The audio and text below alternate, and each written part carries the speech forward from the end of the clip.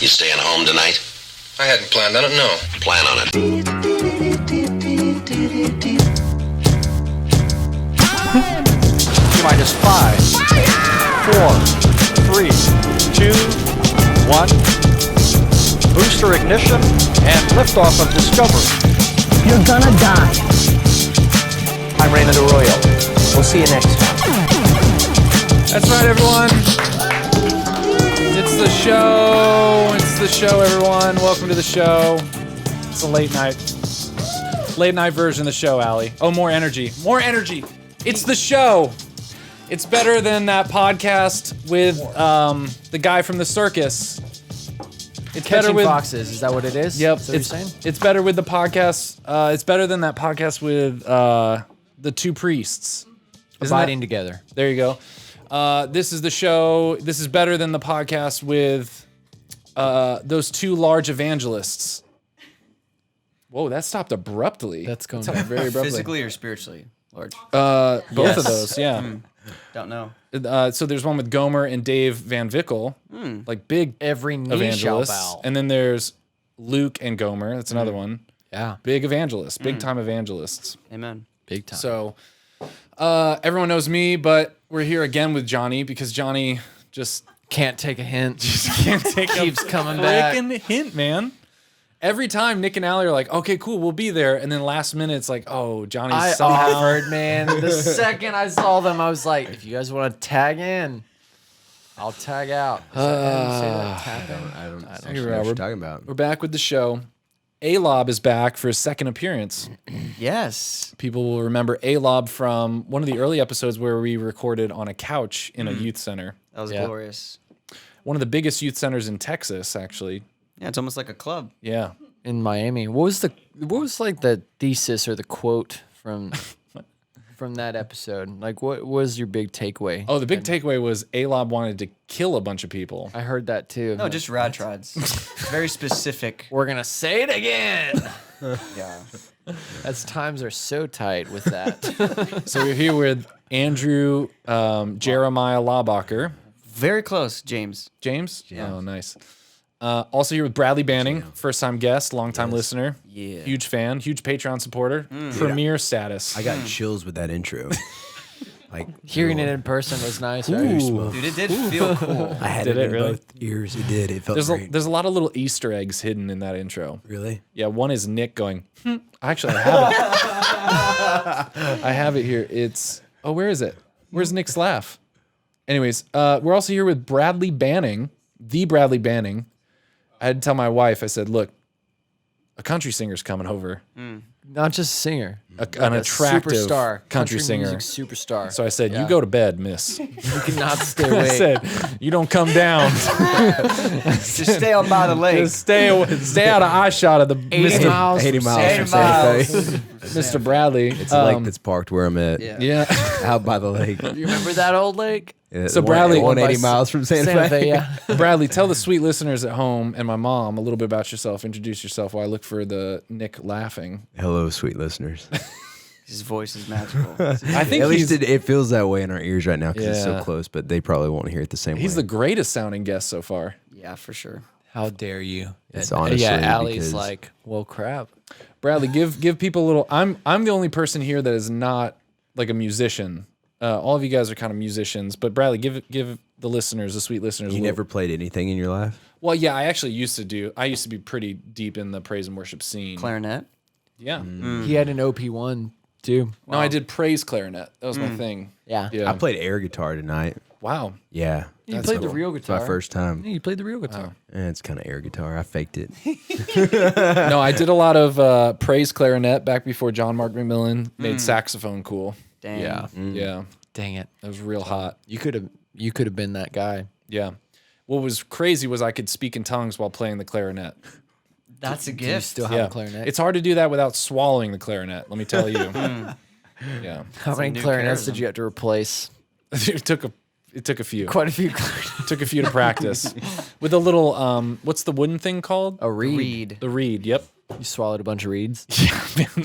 A bunch of reeds Yeah, are in your man. stomach still. But I used Nowhere to cedar. go. I used a biblical wood for my reed. I Which used one? like cedar. Is that biblical? Do you remember the that Hebrew like word Noah's for Ark? cedar? Is Or something.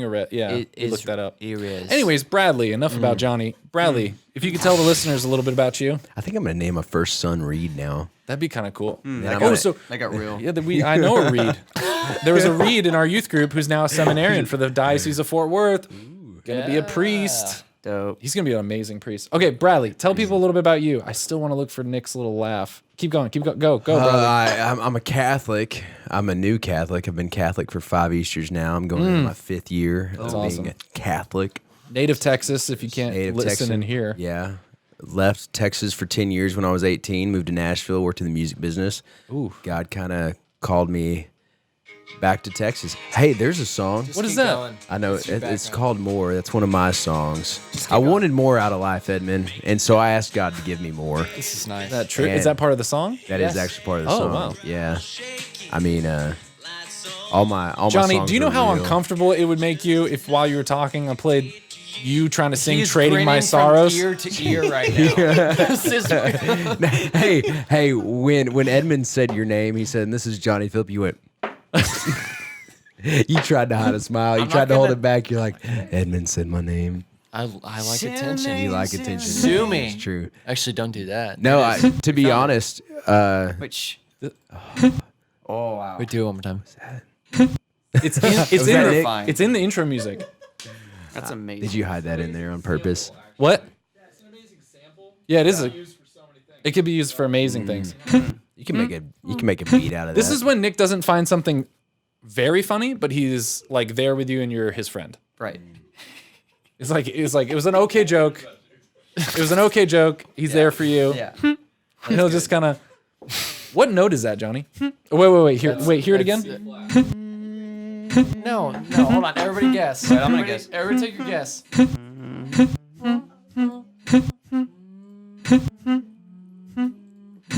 B. I'm gonna say B. Really? I'm gonna go with F sharp. I was thinking D. Try D. I think I got it. What is it? B. That's B. Oh man, is it really? Yeah. That You know how off. I do it because I know Tonto Ergo. You just go from there. Tonto So weird. I wanted to like was try to alright. Never start a mind. beat or something. Okay, enough about Nick. More about Bradley.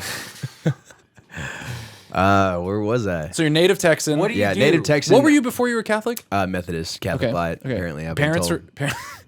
were parents were Methodist. Parents were Methodist. Okay. Yeah, grew up going. Actually, didn't get to go to church till I was about in 2nd grade. My brother had a rare blood disease called autoimmune neutropenia, which kept us from being out in public and being around a lot of people. And so he's been in remission for 23 years now. So he's alive and healthy. And it's actually his birthday today. Congrats. I What's just his got off name? the phone. Braxton Banning. Braxton Bannon. He got the cool name. He got Here's the to cool you, name. Braxton. Here's to Braxton. But So- yeah. How did he get into remission? What did they do? Just feed him a lot of kale? Yeah, it was kale and a lot of vitamin C. What did they really do though? No, I have no idea. To be honest with you, it's a white blood cell disorder of deficiency, and so he got healthier. Was in the hospital a whole lot for the first 7 years of his life, and so I got to see that. And so I remember we started going to First United Methodist over in Grapevine around the time I was in 2nd grade, I believe, and that's when we could start going to church as a family. And because he couldn't be around a lot of people because he would get sick really easily because he didn't have anything to fight off the bacteria. Did you just burp? Oh, it sounded like you burped? burped. He Did it definitely not burped. sound like And it? I think it was breathed through Johnny. his I think it was nostrils. all that Topo I'll Chico. tell you if I burped. I did one of these. Oh wow. He didn't claim What's that it. called? I did one of those. Cleared Anyways, your throat. That is what's throat scary clear. about people with people that are immunocompromised is I think the phrase. Like that does make me want to just take every vaccine. Yeah. Like I get a little nervous about people that are like, give me every vaccine because reasons. But then that is one of the reasons that I'm like, oh man, maybe I should just take every single vaccine because there are other people like you're walking through a Kroger sneezing on the cheese and then someone who's like, you're just sneezing the flu out there and you're going to be fine. But then someone else who's like your brother. Yeah. I mean, it's like, even if it's just like a small cold, Yeah. it can be Freaky. horrible for them. Do you vaccinate your children?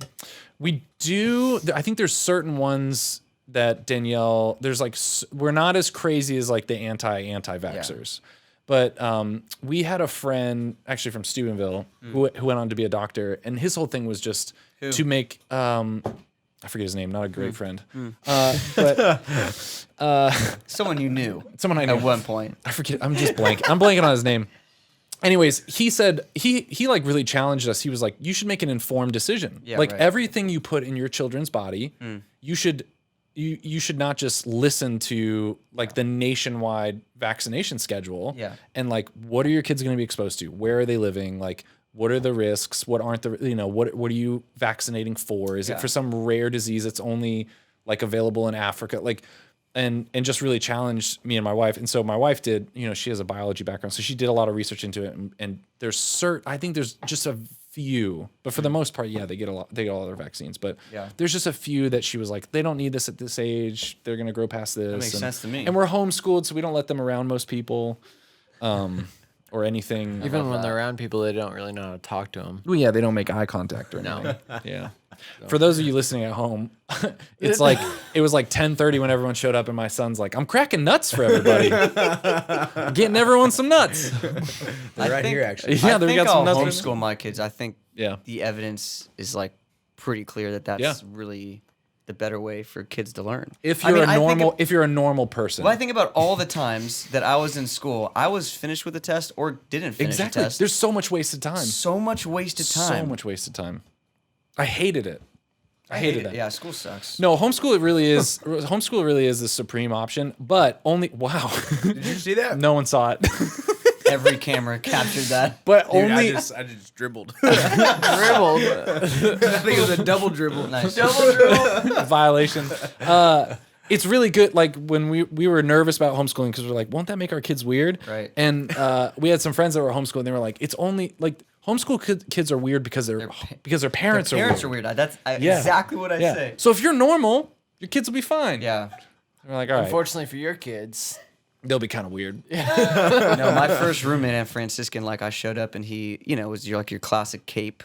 Cape? He had a cape. Wore a Really? cape. Wait, what is that? Played stuff with called? Legos.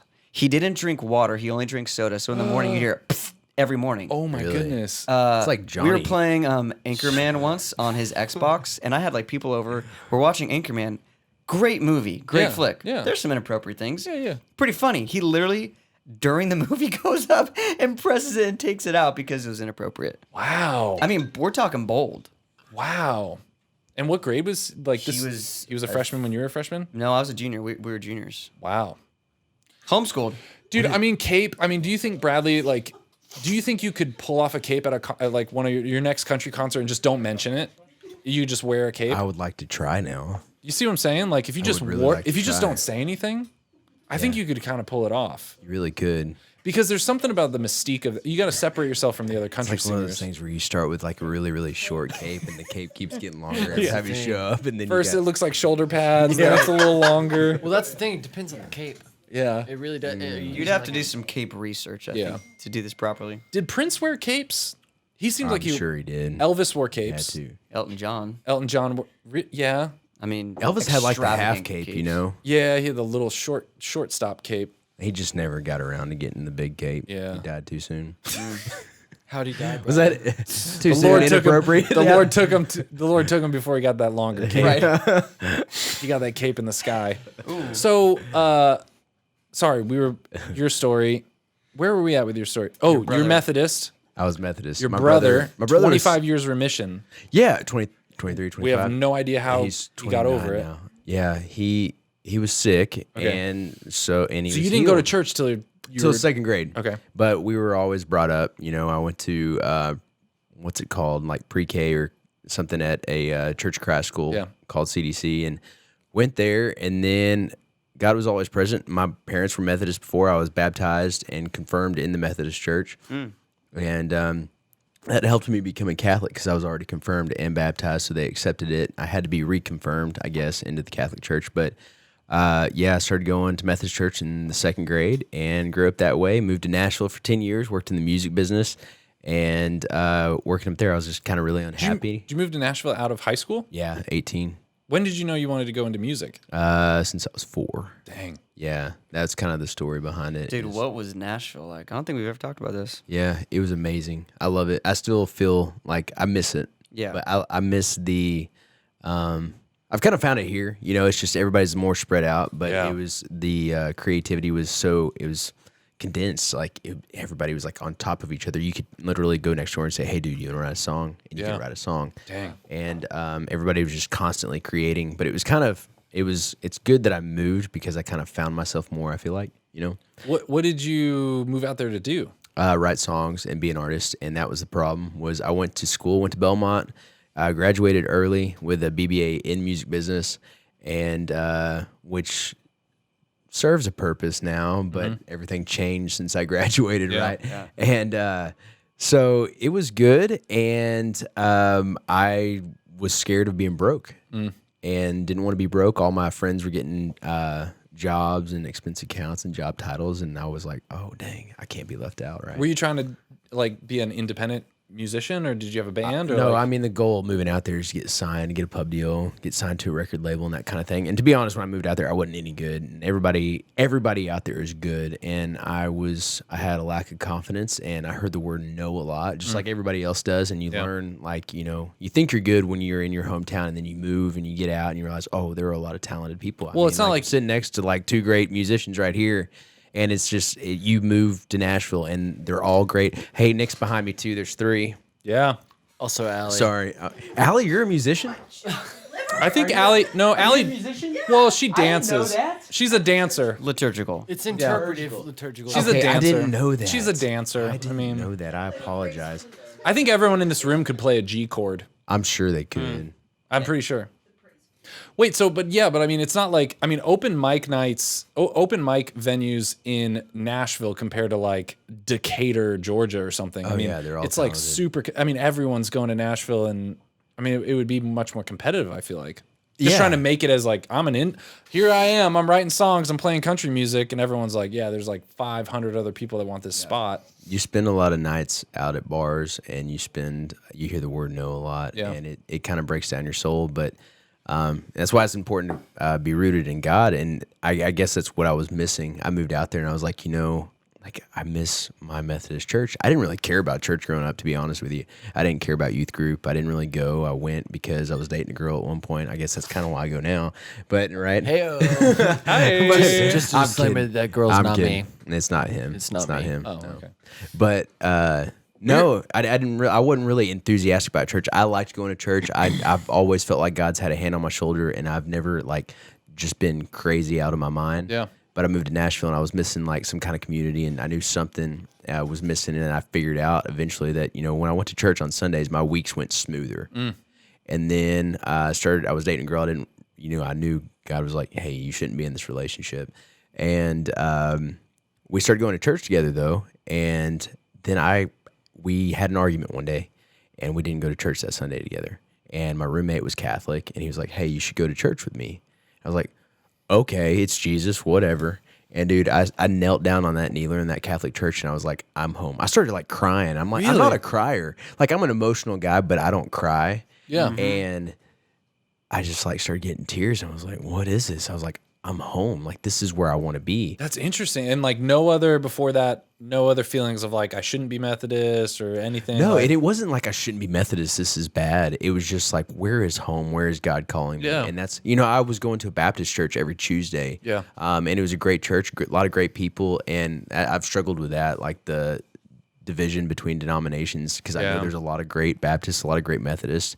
And I was just like, where is the most truth, and where is God calling me? Yeah. And I knew he was calling me to be there. And my roommate, Colin Kerwin, who's another artist, great artist, songwriter from Ireland, just kind of helped me along in the process. And I knew he was calling me there, met a girl, thought we were getting married, and she was kind of like pushing the brakes on the Catholic thing. And I was still working in the music business, wanted to write songs and be an artist, and I was just kind of afraid to make that jump. And I was like, I broke down like August 2014. I was like, God, make me the man you want me to be, the man that's good enough for this woman, because I'm not. 2 months later, no joke. And there's three things that happened that day. One of them I kind of don't tell a lot of people. Wait, so your girlfriend at the time is what? Is Catholic? No. What was she? She was non-denom. Okay. Yeah. And we were going to non-denom church here, and what they called a trans-denominational church. Wow, I've never Acts heard of that. 29 church or something out in Trans-denominational. That's what they told me. Dude, it's 2019. Like, I I was told that it makes was a sense. trans-denominational church. I've I never don't heard assume. other than I don't there. assume the About to denom. cross the line. It's 2019. About to cross it. Here it comes. Cross it. Sorry, keep So going. basically, what I understand from trans-denominational, I guess, I is can't even like. This is a real denomination. Don't make fun of it. Yeah, right. Don't laugh. They're listening.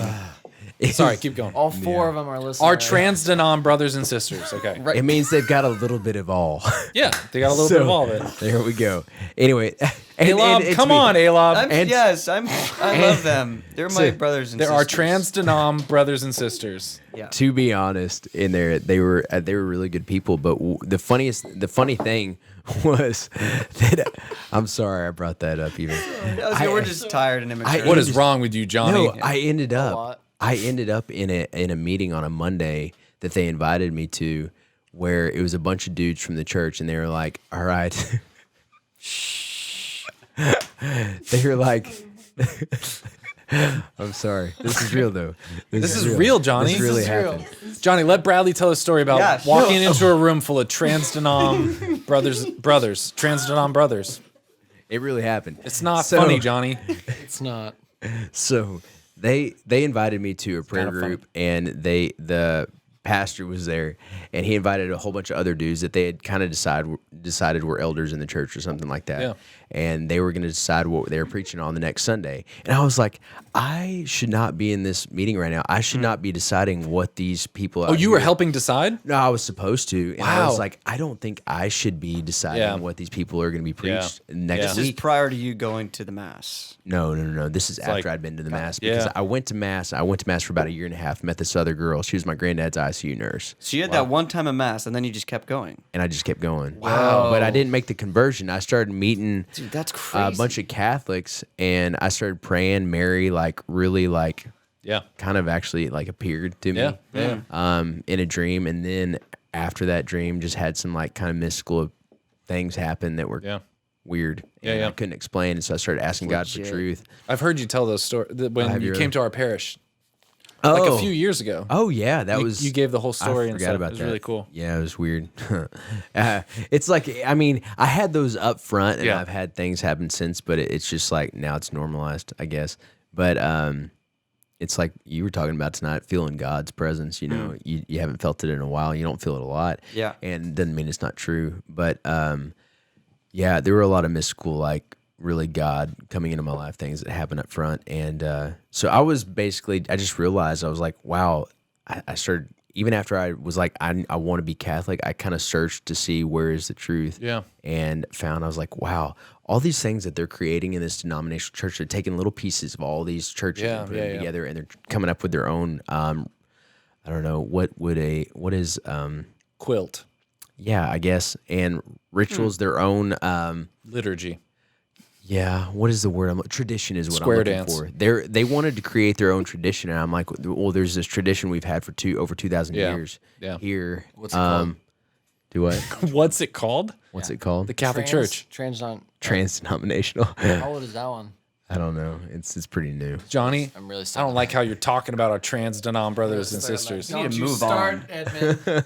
I'm over it. You guys need to be mature. Yeah. No, that's, I don't like how you're talking about them. I don't either. Keep You this watch going. your I like mouth. this. You watch So- your mouth, So Johnny. you're going to mass for a year. I'm going to mass for every year and a half, and then we have that. I'm going to mass though after I'm going to the Methodist church with my girlfriend. So you're still go to the Method. What are your parents? I mean, I I'm was not wondering. telling my parents really. Well, what did your parents think about you going off? You're like, Mom, Dad, graduated high school, moving to Nashville. I'm going to be a musician. Were they like this was a train we just can't stop? He's been since fourth grade. My dad's had success in the music business. Okay. Who's your as dad? a songwriter. His name's David Banning, and he's had some success with artists, and he's had a gold record, and he's had cuts in Texas, and As a hits on songwriter. Texas radio as a songwriter. Nice. Not a musician at all, but a songwriter. So and- it was in the family. Yeah. So they were support. Like they were like, Oh, very sure, su- go very try it. Why supportive. not? Yeah, honestly, man. My mom told me a couple years ago. She was like, I moved back to Texas, and I had some success up front moving back to Texas as an artist. And I was talking to my dad one night because I wasn't able to pay the bills full time as a musician, so I had to have other work. And I had left a job in Nashville and the music business behind to pursue this, what I really thought I was called to. And she was like, you have never. Sorry. Preface that I was picking up some contracting work, like doing landscaping stuff through my dad's company that they were passing on to me. Yeah. Just to make extra money when I moved down here. And she's like, you've never taken the full leap to actually make music your primary business. And I was like, oh, wow. And it kind of hurt. I was like, yeah, I'm too afraid to do it. Man, that's amazing. Like, there are very few parents that would pressure their children into going harder into the arts. Yeah, well, you know what I mean? Like, that's amazing. Yeah, and I'm not being picky, but like, it wasn't even pressure. She was just like, look. She was calling you out. She called me out. Yeah. And she's like, if you're going to really try this, like, go for it. And I feel like God was really calling me to do that. And it's kind of weird, honestly. We live in a great community. I mean, I would say there's not a ton of people hurting here financially in this part of DFW. There are. Not to play that down. There's some small pockets, man. Oh, yeah, absolutely. If you drive around Grapevine, there's pockets of, I actually, not too long ago, Nick and I were driving around. You can find pockets of just trailer parks like 2 inches apart from each other. Just absolutely. like 100 trailer parks just packed in. So I mean, it's there, but you don't see it. It's just hidden. You don't see it, and what you do see though is a lot of wealth, and you see, and that's not a bad thing. Yeah, a lot of Teslas. Yeah, you see a lot of materialism, and it's kind of intimidating to move here and be like, okay, I'm going to be a full-time musician. And you kind of feel like a hippie, and you kind of feel like, oh, everybody kind of looks at you like, what are you doing? You're like living a pipe dream, and you're living like a gypsy. Like, what's the deal? Yeah. Nobody really takes you seriously. It feels like, I don't know if that's the truth or not, but yeah, I mean, it's probably some of my insecurity, to be honest. But just like, you're always out at bars just playing. Like, what's the end goal? Like, what's the pressure of, like, what's your plan? But my mom called me out on it, and my parents have always been very supportive of it, and my brother and my sister and I, they've always been supportive of what, they want us to do what God's calling us to do. Yeah. And so they kind of let us live our lives, pray for us, and support us. So yeah, I think the hardest thing though, that's been pretty easy for them. The hardest thing was like when I became Catholic, they were worried about me because, I mean, we do have a lot of tradition. We have a lot of, I don't know, you could say rituals, you could say disciplines. Disciplines is probably a better word. Yeah. But I'm kind of an OCD person, and I have seen where the Catholic faith, it's great, and I don't have anything bad to say about it, but there have been things where I have been OCD about it. The failure thing. They talked about failure tonight at church, about being a perfectionist, and I am kind of a perfectionist. And when I got that sacrament of reconciliation, I was like, oh man, I'm gonna go every chance I get and tell God every bad thing I've done. And so there were some bad things, but they were worried about that. And my mom, I think, feels like she failed me because she led me down a path that I didn't think was right. But to be honest, if my mom hadn't have taken us to the Methodist church, if they hadn't been Methodist, I never would have become Catholic, because there were so many things that mirrored and felt like home when I went into the Catholic church because I was raised Methodist. Yeah. So they've been supportive. It was hard for them, and they've had to trust God a lot, and I'm very appreciative that they've been supportive of that. But I know that was probably the hardest part for them, getting back to what you had asked earlier. But it sounds like they're very faithful people. Like, they've been a model of that. Very much so, especially in their marriage. They've known each other since they were 4 years old. Oh my gosh, are you kidding me? They were neighbors. They shouldn't have been dating that young. Yeah, I know. 2019. They started dating when they were about 16. My mom's almost a year Thought you older meant than my dad. 4. Huh? Because if my 4-year-old They're starts 16. dating, I'm gonna be like, No. cut it off. No, they were neighbors. Wow. And lived down the road. Crazy. Yeah. Cut it off, kids. Johnny, what dreams have you given up on in your life? Oh man. Just as a contrast to Bradley following all of his, I know there's a lot of dreams you've kind of given up on.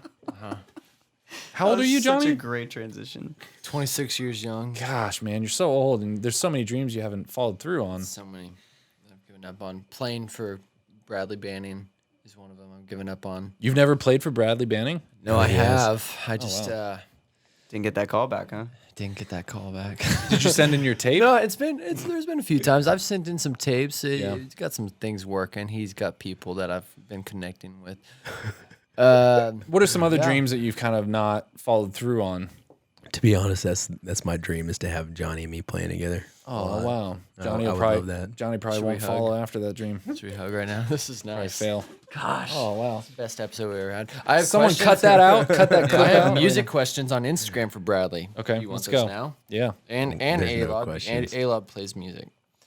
Oh, Praise and worship. I don't really know if you call that music. Right? I mean, hey, it's am not I right? chanting. You know what I'm saying? It's only 4 chords. Is it really music? It's in time. I mean, Allie, it's not shut holy. up. It's real music, all right? It's praying out loud.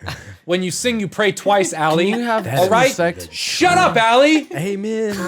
When you sing, you my pray brother. twice, Allie. All this shade When about you praise chant, and worth. When you chant, you pray 6 times. Allie, all this that is shit. true. I've heard You that. hate. You're not going to kill 6 me. times repeated a day. that. Don't say you're going to kill me, You haven't Allie. peed yet? Is that what you said? I said I've repeated that.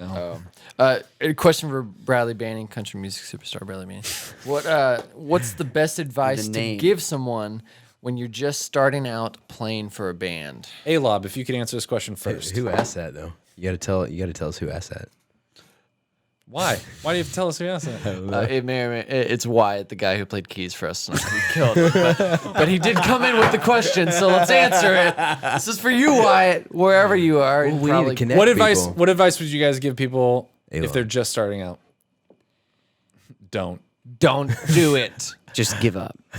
give up now. What is that from? Just give up. Just quit. That's Just from a quit. movie. That was probably Allie. Allie probably said that because she hates That praise and sounds like worship Allie. music. It sounds Like, like Allie. so specifically, what is he? What When is you're he just asking? starting out in music, Well, where like It's what so advice? different though, like Like- what I do than what Bradley does, and like where I don't where think I so. No, I really think With that, dude, you know that's my biggest thing is I don't think it's all that different. yeah. I wish it was. Okay, no. Maybe in the sense, I wish guess, that it of like wasn't. the genesis of how it came to be. Oh, Because really? you're okay, into so tell praise us and that. worship and country. So what he we're did. praise and worship versus country. Right. Yeah. So yeah, like let's talk about the differences when you're starting out or you're But I guess I started out in high school just playing in like rock bands, right? Yeah. So Blink- we're just Blink meeting- 182. Yes. yep. Pepper. Green Day. Been so long. Green Day. Yeah, I mean, I grew up playing in bands in high school, and it was just like we played at parties, and it was cool because you were that guy playing guitar at a party, Yeah. while everyone's stoned and drunk, and it's Chicks, man. like chicks, man, they might like you, Yeah. So I literally only played music in that capacity, and I think I started playing at church maybe junior or senior year because I was forced to go to mass.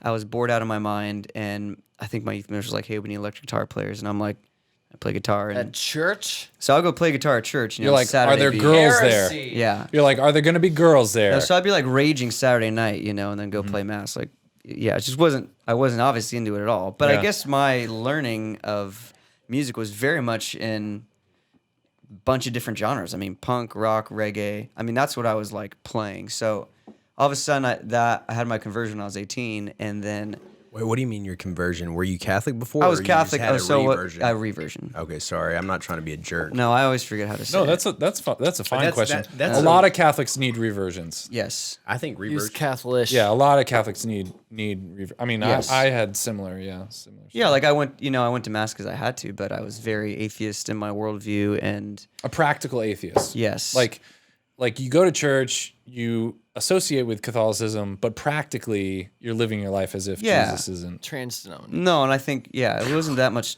trans, but it was more actually like none of my friends in my high school believed in God Yeah. that I knew, and I was in the sports crowd, the surf crowd, the music crowd. So I guess I was technically like being trained in these like rock and roll settings, Yeah. But then in worship, it was definitely different, like leading a band in prayer from leading a band for a show, which was a huge shift. And still, I think in our world, as actually Jeremy Riddle said, he's a top worship leader in the world. He actually said there's never been a better time to get into Christian music for the wrong reasons.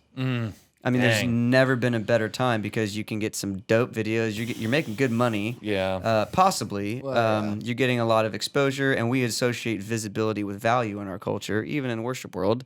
So the more visible you are in the bigger shows and the bigger worship events, and the more anointing you have, it's like It's never been the better easier. you are. It's never been easier to get a bunch of DSLR cameras and film a dope music video. Totally. Praise and worship music. So that video. was a transition for me. Is like, oh my gosh, it's actually not about me. I'm actually supposed to lead people to an encounter with God through music, but I also don't want to suck, and I actually now want to write songs for the church. Yeah.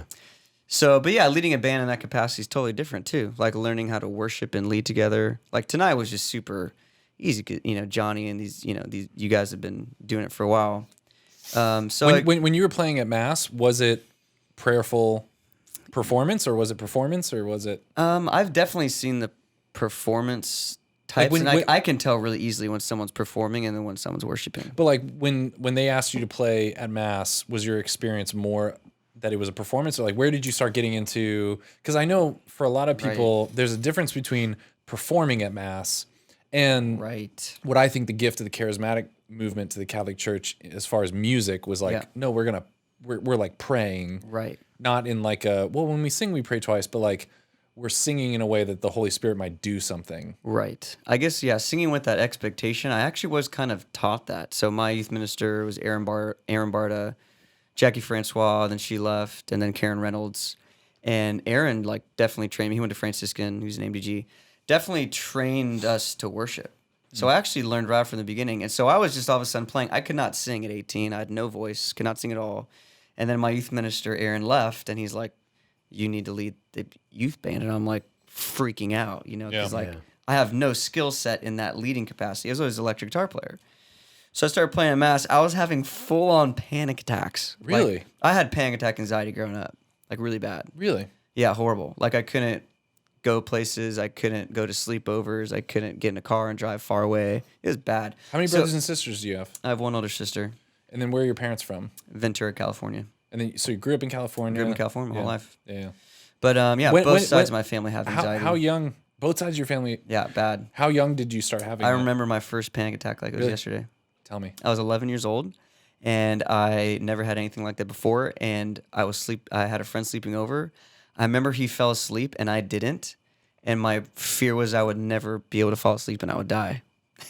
And I had a horrible panic attack. I thought I was dying, puking, all this stuff. And then, from 11 really till 18, I had really bad panic attacks all the time. And I hated God for it. Like, but at least your parents were familiar with that. They did figure out that was it. Yeah. It was pretty. Your sister didn't have that? She has it, but not as bad as I do. Like, when you had your first one, did they know, like, okay? I don't think they knew. We know what this is. I don't think they knew, and then it kept happening.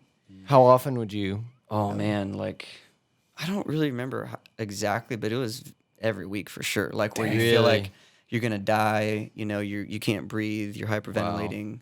It was brutal, man. So in high school, partying for me kind of calmed it down. There's sometimes when I was really stoned and really drunk, I'd have bad trips. Just to try to avoid I try to calm it down, And it would make it worse. Actually, like, people think that, like, oh, weed chills you out and drinking chills you out. It actually makes it worse. It actually makes all of it worse. Yeah. So I was having some bad trips, smoking weed and having panic attacks from getting too high. Yeah. So when I started leading worship all of a sudden, I was like, I had to transition all that performance and all that, like, I can kind of dismiss my issues to, like, I was playing in front of, 800 people Mass. Literally, while I'm singing, I remember having panic attacks and thinking, like, when you have a panic attack, if anyone's ever had one, you have to run away. It was so humiliating, right? Like, I had to call my mom or something like that. So, like, leading worship all of a sudden, I was like, God, why are you putting me in this situation? Every Sunday, I was dreading because I knew I would get up there, start to lead Mass, and probably have a panic attack while I'm leading worship. So what would you do while you're leading worship and you're having a panic attack? Dude, I would just try and get through it. Yeah. But are people like, why is this guy puking during the Gloria? No, I didn't puke in any of them. You're just having the gnarliest mental game of trying to breathe and That's crazy that you could get through it, though. That's crazy that you could get through the Mass and still perform and, like... It was pretty weird. Yeah. It was wild. And then God really healed me through prayer ministry and I was on Zoloft for a little bit, went to some counseling, and I couldn't get on a plane, and now I'm a platinum flyer with multiple airlines. And how do you manage it now? Like, what's the thing that helps you I haven't had a panic attack in probably 8 years. So it was really a Jesus thing. I'd say it was supernatural. Yeah. And I think, just learned a lot about Dr. Caroline Leaf wrote a book about, there was a lot of neuroscience and scripture pointing to the reality of, like, the necessity of taking thoughts captive and toxic thinking and healthy thinking. And really, the phone has actually created so much toxic thinking in our environment. More people are experiencing depression and anxiety simply because of our thought life. Totally. The book's called Switch on Your Brain. If you want to read it. Switch on Your Brain. Switch on Your Brain. Okay. It kind of has that, like, prosperity kind of thing, but it's incredibly scriptural.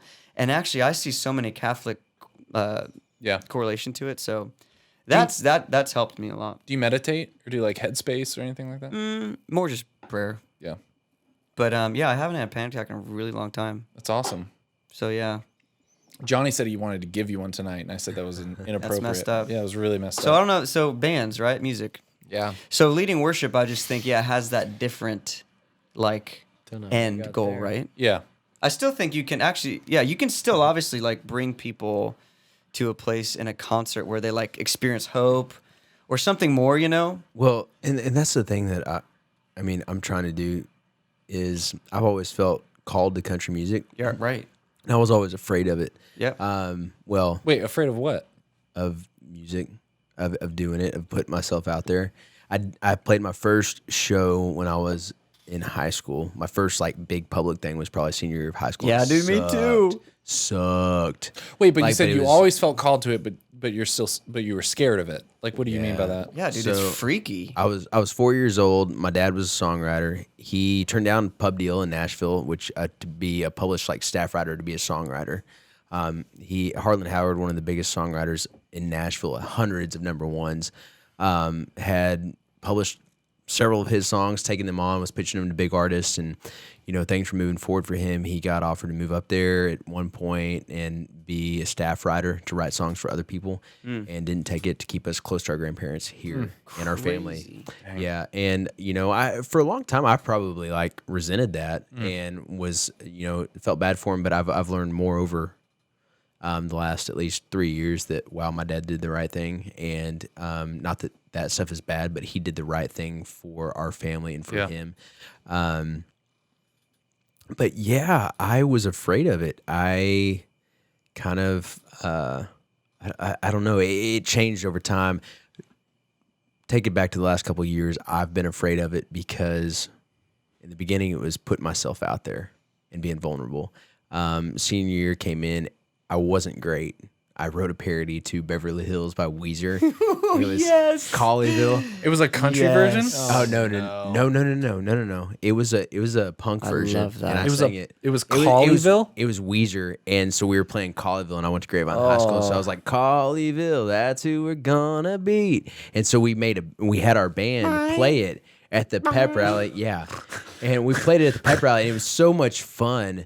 And it gave me that bug to do it more. I was already playing guitar a lot and trying to write songs, but it wasn't good. And people were just kind of like bullies to me. And were like, "Oh, that sucked, man." And I was like, "Well, you didn't have the guts to get up there and do it." Yeah. And then I was like, after that happened, I was like, "I'm going to Nashville next year. It doesn't matter." And I got my acceptance letter like 2 months later to Belmont, Nashville, legit. and got up to Nashville. I had my first panic attacks in Nashville. Whoa, heyo. I had one this year that was bizarre and weird, but I haven't had any in the last 4 years since my conversion, to be honest. Panic Brothers. That's what I'm talking about. Panic Brothers. When I had the panic attack this year, it was kind of weird because I felt it, but it didn't affect me in the same way. I knew what it was, and so it was weird. But with my conversion, they kind of went away, to be honest. Yeah. Miraculously. It was like healing, like you Yeah. said. So if people are starting out, what advice would you give them? Yeah. Sorry. Yeah. No. This is we all went off good. to No. panic attacks. I think this is all Trust. good. This is find, good context. Find God. Don't have a panic attack. Yeah. No, but you guys were talking about when the question first got brought up. You guys were saying, well, maybe it's different for both genres, and Bradley was saying, no, it's kind of the same. But what advice would you give someone, or what advice would you have given yourself back in high school or back in middle school or whatever? good. If Be patient. did you know you wanted to, like you didn't? It didn't sound like you knew that you wanted to actually do Yeah, music. no, this has never been like people ask me traveling full time playing Christian music. People ask all the time, like, "Dude, you're living the dream, bro." And I'm like, This wasn't the I dream. never wanted to do this, Yeah. and I don't even like. I've been on the road for 4 years full time. Like, Yeah. I mean, I'm flying every week or driving every week, mostly flying every week. I mean, it's pretty brutal, and I don't recommend it to people, Yeah. because I just don't. I don't know the longevity of how you can actually do this And have a family and have a and- family and be in your vocation and things. And obviously, people have done it, but And have community. I keep hearing more and more of like bands like taking a step back because it affected their family, and I just don't want to ever get to that point where it's like, oh, it affected our family. We have to take a step back. But I have learned a lot, and I think God has like shown me a lot, at least in the music realm. Of I think there is something to be said about really following the desires that God puts on your heart. I mean, whether it's country, whatever genre it is, there is something to be said. Like I know my lane is worship. I don't, I love people that get to do, music that's I think it's cool right now to do like Christian music that's not Christian music, and people like that. Like, Yeah. and I'm cool with that, and I think it's awesome. But I just blatantly want to worship Jesus, and I know that's my lane, and I've just kind of stuck in that, And so I would just encourage people to stay in your lane. It really doesn't matter what quote success you have, right? Like, whatever that looks like, whether you're playing at bars in your city or you're playing at a church. I've found the hustle is really exhausting, and I see people hustling, and I personally don't. And God sets up my booking, and it's been great. Yeah. Dude, that amen. You know what I mean? Like following just your gifts, I think is really beneficial. Like you don't need, and that's what the phone and social media has done is you're comparing every single gig that you do to someone else's. Yeah. And it's like, sometimes I'm looking at these bigger worship nights or these other things, or even a country concert. I'm like, dang, they look like they're just having a blast. Like, why did I just do worship? Like, it's so lame. Yeah, they have hazers, and we Yeah, don't. they have, yeah. Tonight- and you can drink beer. Yeah. Dude, tonight I'm fake guitar playing next to you. And to be honest, I mean, this is how it worked. Johnny turned on the tracks and he actually forgot to turn on the tracks. So I just like mimed what the other dude was playing. I love that It was so Michael much. Visser. The lead guitar player is Yeah. really good, so he's like 2 guitar players. Yeah, so I mimed what he was doing because I didn't have time to learn the songs. Yeah. I knew one of the songs, but I was just like not in the headspace.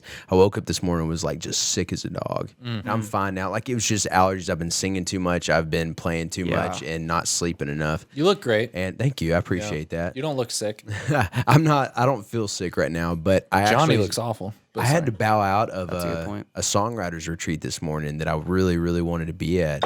But it was one of those things. It's like going back to what you're talking about. It was like, where does God want me? Is the question I would ask, even as I mean, whoever you are, but especially if you're like starting out as a musician, where does God want me? Where am I meant to serve as a musician? Because that's what he really started showing me. I can't get up there and do what you did tonight.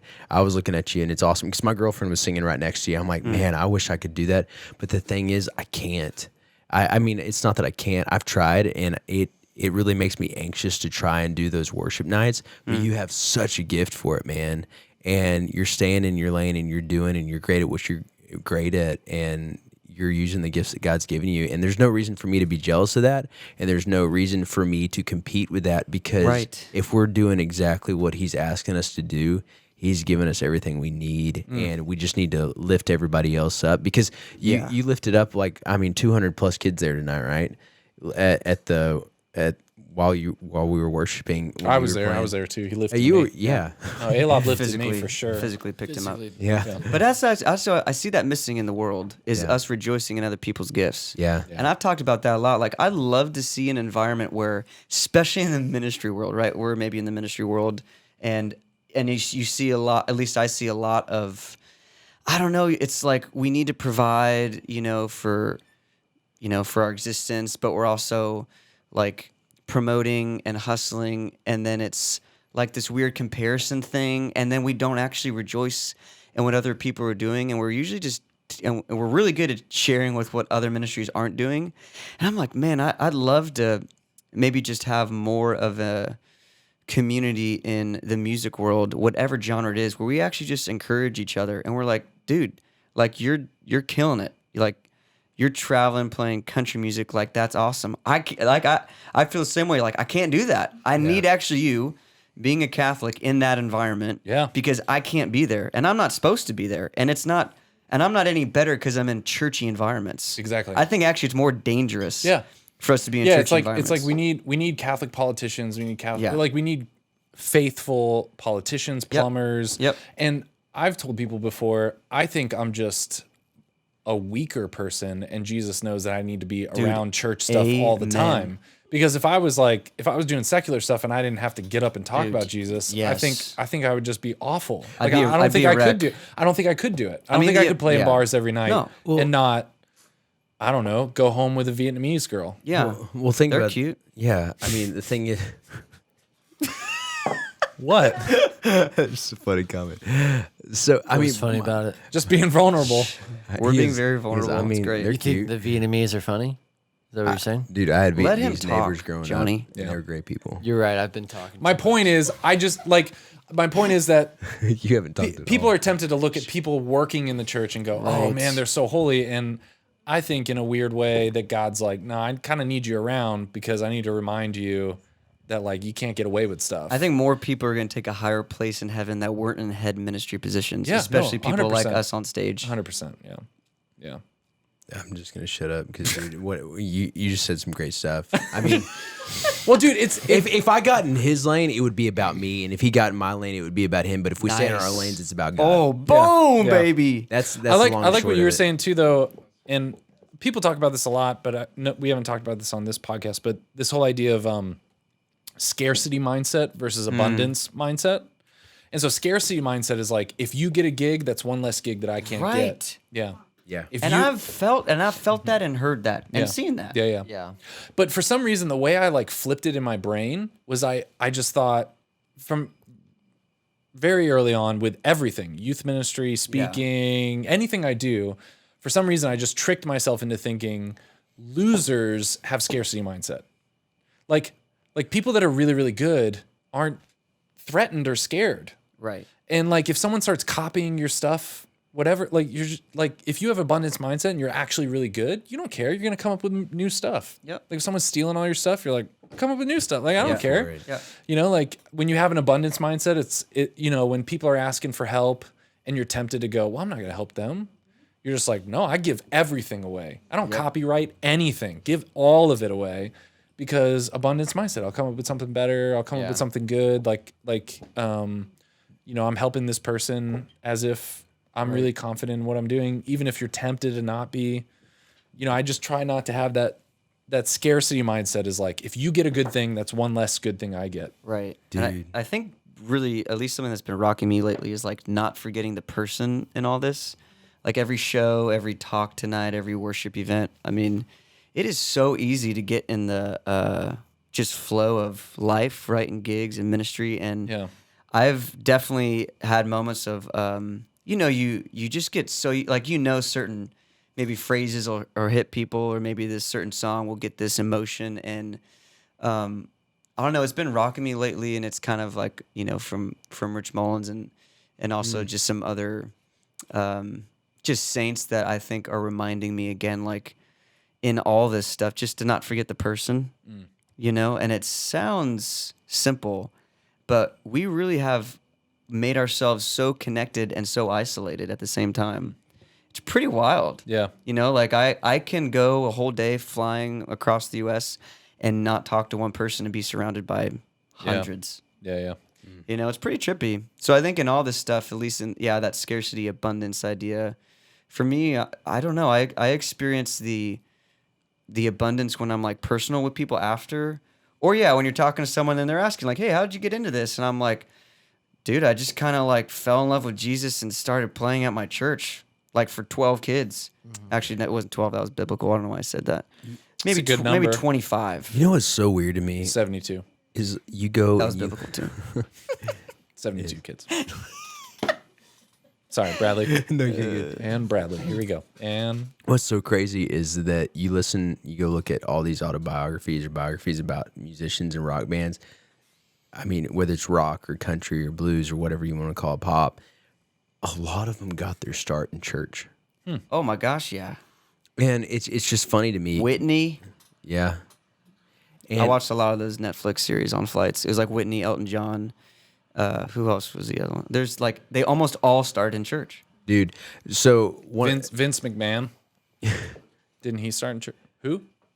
Katy Perry. yeah. Katy Yeah, Perry. she did. She was in Nashville for a while. She's Who else, super Allie? cute. I love Katy Perry. Richie Guy. Nick Who else? Gutierrez. Megadeth. I think you guys are not taking this seriously.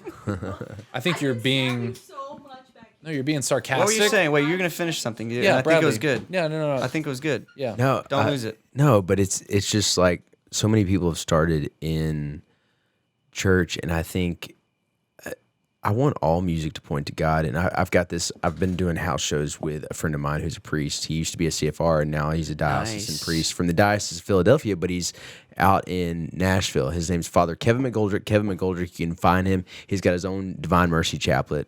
But we go out and do house shows together, and we'll do some house shows. Me and ALOB will do some house shows. If anybody wants a super house down. show, hit us up. But we've been going out and doing these house shows, and he's got this wonderful homily. We're on the show We're at on a the house show. right now. There you go. We are.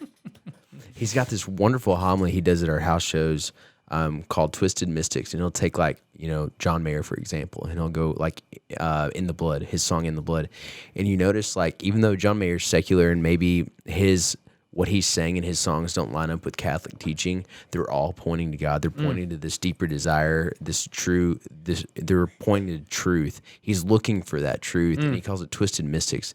And he's got a couple songs that he's, like, released and pointed out. And I think, within the secular world, I don't think it's bad as a Catholic or a Christian to listen to these songs. It's not what you do. Yeah. And it is what I do. Right. I'm trying to find this middle ground. I want my art to point to God. Yeah. I want to talk about normal things. I want to talk about drinking. I like to have whiskey. I like to drink a beer. Should I get drunk? No. The Bible tells us that. But I think there's a place for it. And I think there's a place for moderation. Yeah. And so I want to talk about my life, and people need to relate to life, and they need to be able to relate their life to God. And so I want to give them a way to do that. Yeah. And so that's what I'm trying to do with my country that's music. awesome. And you give us a way to worship God. And I think I think my songs suck though, but no, maybe they don't. one day I've I'll heard write a them. good I've one. listened to them. I actually no, they're listened pretty to them bad. the other day. But I think one day I'll write a good one. Oh, Did you dude, play shut any up. of yours tonight? You know No. what? Let's. no. Why don't we write a song? I'm so down. Dude, you guys should do. This was like when could write a worship when song Tim and a McGraw country song. when Tim McGraw and Nelly did a song together. Like, dude, you guys could be the first country and praise and worship, right? Yeah, let's Do it together. Let's do like our own version of. Something about a truck, that. And then Jesus is on the truck. Jesus' name. Scratch that. I'm down. That'd be cool. I'm down too. But it super is. But cool. you know what? I've and this is maybe not interesting to anyone else but me. But you like philosophy, right? Yeah, yeah. Like, do you ever Wait, think, philosophy is interesting to a lot of people. Is it? Yeah. Okay, I like good. it. Do you ever think about how music came about? I mean, there's no evolutionary necessity in music. Like when was the first time someone but like did music? Yeah, but even like the way the chords and sounds and these vibrations work together to create moods, like why is minor Yeah. and Yeah, these yeah. ideas, but like even It is weird. but even like the genesis of music to me is crazy. Like, why did that happen? You want me to throw something weird at you? So Let's get weird. Throw it at me. You're talking about panic attacks, and I was talking about panic attacks, and we're talking about Johnny's not talking about anything at all. Why aren't you talking? I'm He's just- soaking it up. He's panicking. I feel bad that he's not I'm talking. in the middle of panicking. Johnny, Panic- what do He's you been think about checking his have- phone the whole time. You know what, Yeah. Johnny? I'm- Did you Johnny's ever? just on his phone the We've whole got time. questions, but we're an hour into this and we're still on the first question. Oh man, are we? An People hour listen into to this? 3 So I hours think of we're Joe done. Rogan. I think we're done with the questions. No, keep going. Did you ever have a panic attack? You look like wait, can I just say Here we you look go. like someone that would have a That panic would have attack. panic attacks. I'm not saying that you Every day of like my I life. don't think that ALOB or Bradley do, but you do. I think I've had what is probably a panic attack. Yeah. I don't Well, know for I don't know. sure. But Yeah. when Edmund was speaking tonight, I was like, why did I invite Edmund to speak? that was kind of a panic attack. You're like, oh shoot, he's saying some stuff. I was doing not very okay well. with it. The intro was amazing. I was dying laughing. Oh, it's always risky. Intro is always risky. Kids failing at Making everything. fun of kids racking themselves. It always goes well. Bradley, back to you. I like the football reference in there, throwing the There's a lot of fun yeah. ones. Keller lineman. I texted Johnny before. I prepped for that. I did not. I texted know that's Johnny how about he it. was gonna do I said, that. Johnny, what's like a sucky football team? I really asked him, and Johnny was like Keller. I threw my own school under the bus. Oh man, That's where I went to school. hometown hero. So I said, anyways, it villain. would be dumb if I just repeated it. But It would be. Watch the video. so you look like someone that has a lot of panic attacks. Is it the jean jacket? No, it's just his frame. Is it the tie? It's just his face. just everything. It's just your face. Yeah. You know, like And I don't mean that in a bad way. I've been told I have a very punchable face. You know, it's like No, you just look like you're kind of panicky, kind of like a rabbit. Like you're just kind of real. Like you run. Look, Johnny. one end. Johnny, I'm just saying you look like you run in a zigzag pattern. Like you look like you kind of ba ba ba ba. You know, you just like Yeah. yeah. Yeah, that's me. This is all starting to make so much sense. yeah. This is good. This is good. Bradley, what were you saying? Imagine Johnny with a bushy tail. That's kind of Getting cute. some Halloween ideas. Kind of cute. does have a rabbit I am vibe. too. Yeah. You'd be an Easter bunny for I'm just gonna see Halloween. you at the Easter Bunny's not real. Can you imagine Johnny eating a carrot right now? Look at that. You have one? I would eat a I carrot. can imagine Johnny eating a carrot. Did you have braces? Raise your hand in the room if you've had braces. Yeah, dude. How messed up were your teeth? Raise before? your hand if you wore your retainer at all after your braces. Like Raise 2 your weeks. hand Like if 2 you had- weeks. If you had headgear. I never. You had headgear? Did you really? When were you born? 1970? 90. You got You had good headgear? teeth, man. How'd you get headgear? Dude, it was dope. Do you have a picture? Out, I was out in bed California. with my headgear like. Out in California, they're like, we're still using headgear. That other stuff can cause cancer, I so think we'll I'll do the do that headgear. to my child. Like, They're we'll very, definitely have very greater concerned. technology by then. But I'll No, give we, my we child already headgear. do. You can order stuff in the mail where it's just like you just put something on kind of like a retainer that clears stuff over your teeth. Yeah. And you just changes every month. It's so nice. Maybe they had that technology then, and my parents were like, dude, this will be hilarious. Just give the kid headgear. They can keep 'em- feel super insecure. Keep him humble. Put that wrench to the back of his head and tighten those wires up. Literally, there's 2 metal things at the end of my molars, and then Yeah. you just put the metal things in there. And then you Yeah. had the rubber band, like, Yeah. They're is like, that? this will keep them chaste. Just kind of wrench it down the. Chase, Oh, I was yeah. super pure after that. Girl's never gonna kiss him with this. No. Yeah. I was in Got a 8th bunch grade. of wire Can you wrapped imagine? around. I don't know if you guys ever had this thought. I have. Like, when Jesus turns 13, Mary's like, okay, we're going to the orthodontist. It's time to fix your teeth. Like, That's not where I thought that was going that's to go. like the thing. Me I neither. didn't- I thought you were going I to thought it was gonna be like the sex Mary talk. had the sex talk. Yes, that's No. what I was thinking too. But now, All right, Jesus, now I you're want to 13. know. I'm not gonna. No, Time but for the okay. sex talk. It feels so weird to like talk about It feels that. so weird. But it's like No. Yeah, the we're way- still no, doing it. The way it went was like this. Okay, wait. This is church teaching. Okay, Here we go. Mary did not have the sex talk with Jesus because he already knew. But the way it went, it was kind of awkward, right? Jesus is like tying up his sandals, and Mary just kind of she's not sure. I mean, she's the mother of God, but she's not sure. She's not omniscient. Crap, this is heresy. So she's just like, isn't no. heresy. So this is how this goes. No. don't They're know. they're about to go you somewhere. can speculate.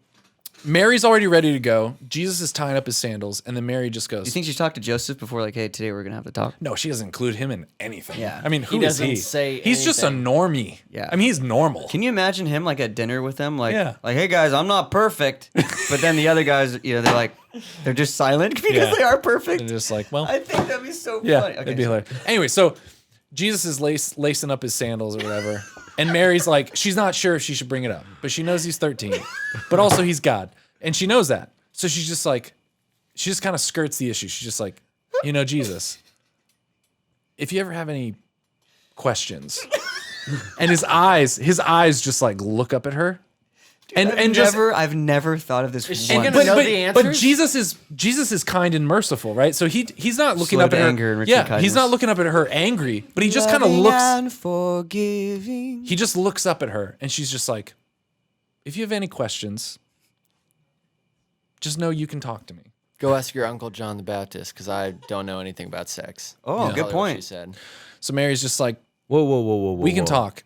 Well, she knows about sex. She knows it's a thing. How do Hey, you wait, know? his uncle What do you wasn't mean, how- John the Baptist. That was his cousin, bro. Yeah, Get it dude, right. get that That was straight. That's heresy. heresy. All right, so back to the story of Mary giving the sex talk to Jesus. Dude, that's amazing to think about. Yeah, Mary's just like, "Look, GSCC, this is your youth minister. shout out." I wonder how Jesus like related to women like during that time of like because Probably perfectly. yeah, Probably perfectly. no, you're right. But like, so what does that look like? Like in high school time, for that time, like they're getting married at that time, so they're Yeah, like well, you're I spitting think- game in the temple. You know what Well, I mean? no, Like, yeah, no. I think Jesus kept like room for the Holy Spirit. Yeah, but- hands at the waist, right. slow dance. He just kind Now I of did this. kind of just want to know if he had crooked teeth or not. And then when he was Oh, resurrected, he for were they sure. straight? Yeah, no, for sure. That's why they Were didn't they? recognize him. They didn't recognize He him had straight teeth. Dude, because I- they'd never Figure. seen someone with straight teeth. Yeah. So he that's just actually had a great point. Yeah, he had a grill, and then well, but here's the thing though. Jesus he didn't have any sin, and I've heard right. people say that like the effects of sin are Yeah, those on the types body. of so There was no effect on the body of. do you think he of would have just sin. had a perfect body though? He probably used coconut oil I for bet his he hair. didn't. Okay, I bet he didn't. He was probably having apple cider vinegar He, very he regularly. kept the scars, did he not? He kept. Well, after, but I'm saying like when he was born and he was 13, did he have pimples? No, he was intermittent fasting. because as only the angels do. I wonder if people had. Well, I guess they had pimples back then. They but for sure. dude, I think had the pimples. I think Father Spitzer's stuff on the Shroud of Turin is legit. I think that's actually we have the resurrection cloth of Jesus. I don't know what you're talking about. The Father Shroud of Spitzer- Turin. Father Spitzer found Father Spitzer. found the No, shroud? no, he didn't. Sorry, I didn't state that properly. No, he did a bunch of scientific work and pretty much put together all of the he a study that have been done on that. Is he a legionnaire? Why would you cast doubt He's a on this Jesuit. man? See, I think He's a he is. Jesuit. That's where. PhD physicist Robert what's a Spitzer. legionnaire? Yeah, no, he. Dude, and, the Shroud of Turin is legit. Yeah, It's incredible. I haven't seen this. Is this Oh on my Netflix? gosh. No, it's not any. Formed? It's This a is on document. Form.org. It's a written So document. far past that now. Oh, the work he did on the shroud. Yes, on the Shroud of Turin. Johnny, he kind pay of attention. synthesized a lot of the different studies that have been done on it. Oh That's my cool. gosh, it's amazing. So the thing I was thinking though, we don't see his teeth in the Shroud of Turin, Father Spitzer. and like the people that study Jesus. it, like Jesus's teeth aren't Yeah. seen in the Shroud of Turin, which would be nice if he was smiling. Because he's Jesus, so when he died, Yeah, he was like when he died, and stoked. they're wrapping him, and he's like smiling. He's like, "I'll show you." Even when he's dead, he's just like, "Just you wait, Right. Just you wait." And then we could have seen his teeth. Yeah, That was a I'm long not journey. gonna to that- lie. that was I a don't good- know. that was I a don't know good what I bit. think about the Shroud of Turin. that was a good bit. You know, Mary Shroud of just Turin. not sure if she's gonna have the Father sex talk Robert with Spitzer. Jesus. Check it out. I will. Because Mary is perfect, right? So she's like, I have to be a perfect mother. And even though he's the son of God, I'm going to teach his human side of the human part of him. Yeah, he never lusted. So he probably. Do you think he experienced Wait. Well, hold on. sexual attraction? Well, so Jesus didn't. That's what I want to ask is if he experienced sin like we experienced sin. Well, he like doesn't- he didn't sin, but he was tempted. experienced the temptation like we did. So Yeah. did he experience lust, but he didn't act on it? Whoa. I doubt it. What is the teaching on Well, that? no, but I'm being serious here. I'm not trying to joke around. Like I'm getting serious. Like, did he experience the temptations like we did? So he must have experienced what that felt like. Well, What that temptation felt like. Because I think he wouldn't experience the temptation the same way we would. Yeah. Like, I think he would probably acknowledge, like when Satan, But he was definitely tempted. yeah, like when Yeah. Satan tempts him, but it's like a different thing. Yeah. Like when my son's tempted to lie about some stupid thing, I mean, sure, I acknowledge that feeling somewhere deep down, but it's not even close. Yeah. Right. You know what I mean? So I think for him, it would have been very, very different than like experiencing the type of lustful thoughts that I have. Right? I think you would have different experience of those thoughts. Tell us some Yeah. of his thoughts. Johnny, could you describe some of your lustful thoughts, maybe? I just asked you that. Oh, is that what you said? That's literally what I I said. thought that's what you. I wasn't sure if that was in my head or if it was. I don't think Jesus would experience lustful temptation because Wait, are you Lust- saying that's the only temptation he wouldn't? no, I don't think he would have experienced it any way that you and I would, just because But he still would already had- experience the temptation of lust. I don't think so. He had to have. Well, but in a different way, right? Because Like, he's that. I know the different Yeah, way, but but I we're think still it's saying so- that yeah. he experienced Well- temptation and lust. Yeah. No, I in a think it's sense. so different that you can't even call it lust, in my opinion. I think you. I get what you're saying. I have to pause that I for a haven't second. thought about I would have to say this you enough. have to call it lust because he overcame all sin, and so in order to have overcome all that sin, he would have had to have overcome lust. Right, but Johnny's point is that the experience would be something very different than what we're I thinking. would probably agree. Right. With that. So 'Cause how I'm would gonna- I'm we gonna- describe I'm- different? well, Was he 'cause- lusting about so what was his lust like? Well, no. I think like the temptation to lust is the what? Took a weird turn. So it the did. like who is it that was talking about theology of the body, right? Like the opposite of hate is use, or the opposite of love is use, right? Right. So at any point in time, there is the opportunity for me to use Johnny instead of actually looking at him as the beautiful creature that he is. It's a rabbit face. So like, so I mean, I could start looking at Johnny lustfully right now, but I'm choosing not to. So like Jesus always had that It's like opportunity. a passive temptation was always present for Jesus. Like I think for us, the type of lust we're thinking about, actually, probably to be honest, is just entertaining lust because we're like the thought keeps going, and then we're like struggling with okay, here's this thought. But I think for Jesus, there's always the opportunity to abuse any good. Right. And so Jesus would have experienced at least like there's an opportunity for me to not use it, to abuse this.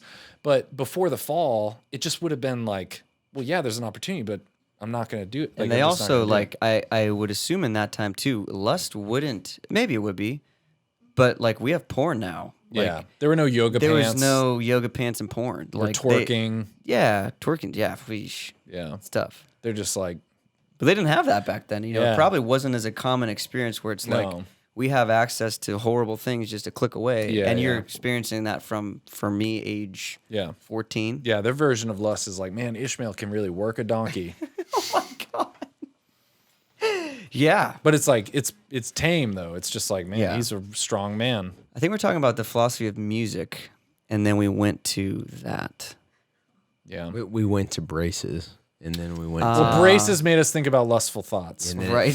Oh my gosh. And then we were wondering whether or not Mary had the sex talk with Jesus. Right. That was honestly great. I haven't thought about that. That's a bit right there we could work But on. have we actually like? Do we know where music came from? I don't, well, okay, that's what I was getting to. With, Did someone like bang I'm sure something this is a accidentally? thing. I'm sure this is a thing. Like I'm sure this is a whole scholarly. I know. I want to look I'm into sure that. there's Well, no, and books on this. I don't know how true and accurate this is, and so I'm just throwing it out there. But Father Kevin McGoldrick, who I was talking about, a friend of mine, check him out. Kevin McGoldrick, he's got his own Divine Mercy Chaplet, and he does this talk when we do house shows together about Twisted Mystics and how music, secular music, points to true, good, and beautiful things, holy things. transcendentals. Yeah, and he was telling me, because when I was going through my conversion, he was kind of talking about how when he went, when he became a priest, he listened to only CCM music for like 2 years, and then he came back to like Nirvana and the Beatles and that kind of thing because he realized there was beauty in it. Yeah. And so where were we going with the ALOB? Do we know where music came from? Okay, so he was talking about that, and I believe it was him, or it was a discussion that got brought up, and you were talking about earlier how you experienced your panic attacks when you came on stage or when you went to go do that stuff. I experienced that, like that panicky kind of like fear, kind of like, oh, this is stressful when I go and play liturgical stuff or play any kind of music, honestly. And somebody had explained to me with that in mind, that Twisted Mystic stuff, that they had said like Satan was was it the seraphim or the hierarchy of the angels? Like seraphim were the musicians, right?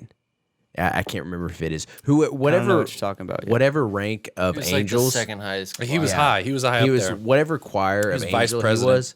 he was like the musicians of angels. And someone had Trippy. yeah, well, and someone had told me, he hates music, and you're talking about whoever was the first person to say it. I'm not quite sure, but when you sing, you pray twice. He doesn't like music. Yeah. And especially if it leads people to God. And you think about what are the things that we consume like the most in the world. Music, we all consume music. Yeah. And think about what secular music looks like right now. I mean, it is tarnished with I'm in love with your body. abuse of Wow, alcohol, wow. abuse of the body. Yeah. It's Dude, that's true. and but underlying in all of it, there is this looking for this goodness, looking for God, I think. And what I would love to do with what God is leading me to do in country music is point back to Him and give them secular music. And I mean, I guess secular music, that sounds weird, but give them music that points to God, but really speaks into their life and the reality of the life that they're living. And I don't know, that you're talking about the beginnings of music, and that just reminded me of that. Whoever had said that to me at some point about Satan being that specific choir of music and really not wanting that to speak. Because another priest had said in a homily years ago, he said, we have to be, I wish I could think of exactly what he was talking about right now. He was thinking about music. He was talking about the music that we listen to. It skips the head and goes straight to the heart. And he said the music that we're consuming, we have to be conscious of it because it skips the mind and goes straight to the heart. And if we can turn culture around, because the reality of it is we're not all listening to CCM music. No. You know, I wish we were all praising Jesus when we were listening to music and singing music. But we have to be conscious of what we're consuming because it's going straight to here, you know, and what's in here is coming out of our mouth. Yeah. And so, Johnny, you listen to a lot of secular music, right? Only Bradley Banner. That's really. I've only got 2 songs out there right now till next month. I listen to those a lot. I know all the I words. appreciate it. We have another question here on Instagram. We have like 20 questions. Come on, and we're an hour lightning and 20. round. Here we go. Lightning round, bang. Well, we still didn't answer the first one, so Yeah, we Yeah, we did. did. Johnny, you weren't paying attention. Run in your lane, bro. Yeah, dude, get in that lane, man. Stop looking at other people's lane. Run in yours. Yeah. Stop comparing your life. Dude, merge when it's appropriate. Yeah. Whoops, shit. Like we're gonna merge. Come on, Johnny. What is it? I don't know how we're gonna do a Christian. This question is worship. for Edmund question is, Mitchell. what is the purpose of this podcast? Oh my gosh, skip Ouch. this question. Ouch, Who was Charlie. that? There is no this one purpose. says, Nick? who's your There is celebrity no crush? purpose. You guys gotta stop talking over me. You gotta just Who's be your quiet and celebrity listen to my I voice. love how you just said there's no Just listen to the purpose. sound of my voice. I'm just gonna- Because Okay, life who's is purposeless. Who's There's your no- not saying it celebrity? again. Who's your celebrity crush? ALOB. Wow.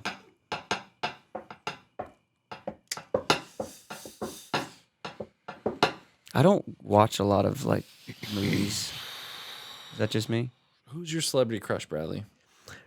Don't say your girlfriend. I was going to. I knew it. No, I'm serious though, dude. No, I'm serious. whole nother tangent. She's a celebrity to him. She's a celebrity to him, man. Another That's tangent, sweet. dude. Oh, that's sweet, man. Who's She's yours? a, Works Who's for yours? me. I she's wanna a know yours. celebrity to I want to know yours. mine. My celebrity crush. Some Vietnamese one for sure. Oh yes, yes, Lord. I don't know. Probably like It wasn't me. probably like Joe Pesci. I knew it would be a man. Just somehow knew. I don't know. He seems like fun, and he seems He seems like fun. he seems like he would. He seems like a cuddler. Let me pull up Joe Pesci. He seems like a cuddler. You know what I mean? He seems like he would cuddle. Is he the little Gosh, spoon I or the don't big think he spoon? would. Well, but you know, I don't know. He just seems. I Wait, don't hold know. on. Here's a question He's for a Johnny. big Johnny, spoon. are you the little spoon or the big spoon? What? Be honest. Are you the little spoon or the big spoon? I'm the little spoon. Depends. I mean, I'm little, so I can't assume. I can't ever see myself being the big spoon. totally- Well, but see, here's the thing. I don't like hair in my face, so I will back up into it. Into Is the that big why you spoon. don't have a beard? Yeah. No. Yep. That's the only reason I don't have a beard. No, but I do take comfort in the like. For some reason, like something along my backside makes me feel safe. You guys ever sleep with a pillow in between your leg? Yeah. No, all the time. Yeah. Yeah. Cool. Me too. Because otherwise, my hip will like fall asleep. Yeah. What about you, Joe? Or Joe? What about you, Johnny? Dude, Who's your celebrity? Who's your celebrity crush? Up until I got married, it was Jennifer Aniston. Now I'm not allowed to say that because I'm married. Why are you not allowed to say that? Some bitterness. That's fine. From my beloved Julie. I don't know. She seems like a lot of work. She's a lot of work. I mean, she just She's a seems lot. high maintenance. Even just making her your celebrity crush, like she just seems like I know. she's, Look at. I mean, like there's a lot of baggage. Oh, I know who mine is. What? I don't know her name. She's the woman in. She was Ryan Gosling's girlfriend in The Notebook. Kate Upton. Oh, Mean Girls. Jared Leto. Rachel McAdams. Rachel McAdams. Rachel McAdams. I just. Oh my gosh! Like Yeah. what a beautiful creature. Yeah, she's got a thing going on. She's got a thing. What? She's a girl. No, but No. she kind of has that like the Notebook era like look to her. I never watched The Classic Notebook till like last Literally year. was. She has kind of like That's how she has. I was in orchestra. We watched The Notebook like 3 times a year. Wait, so you weren't joking? You really played an instrument?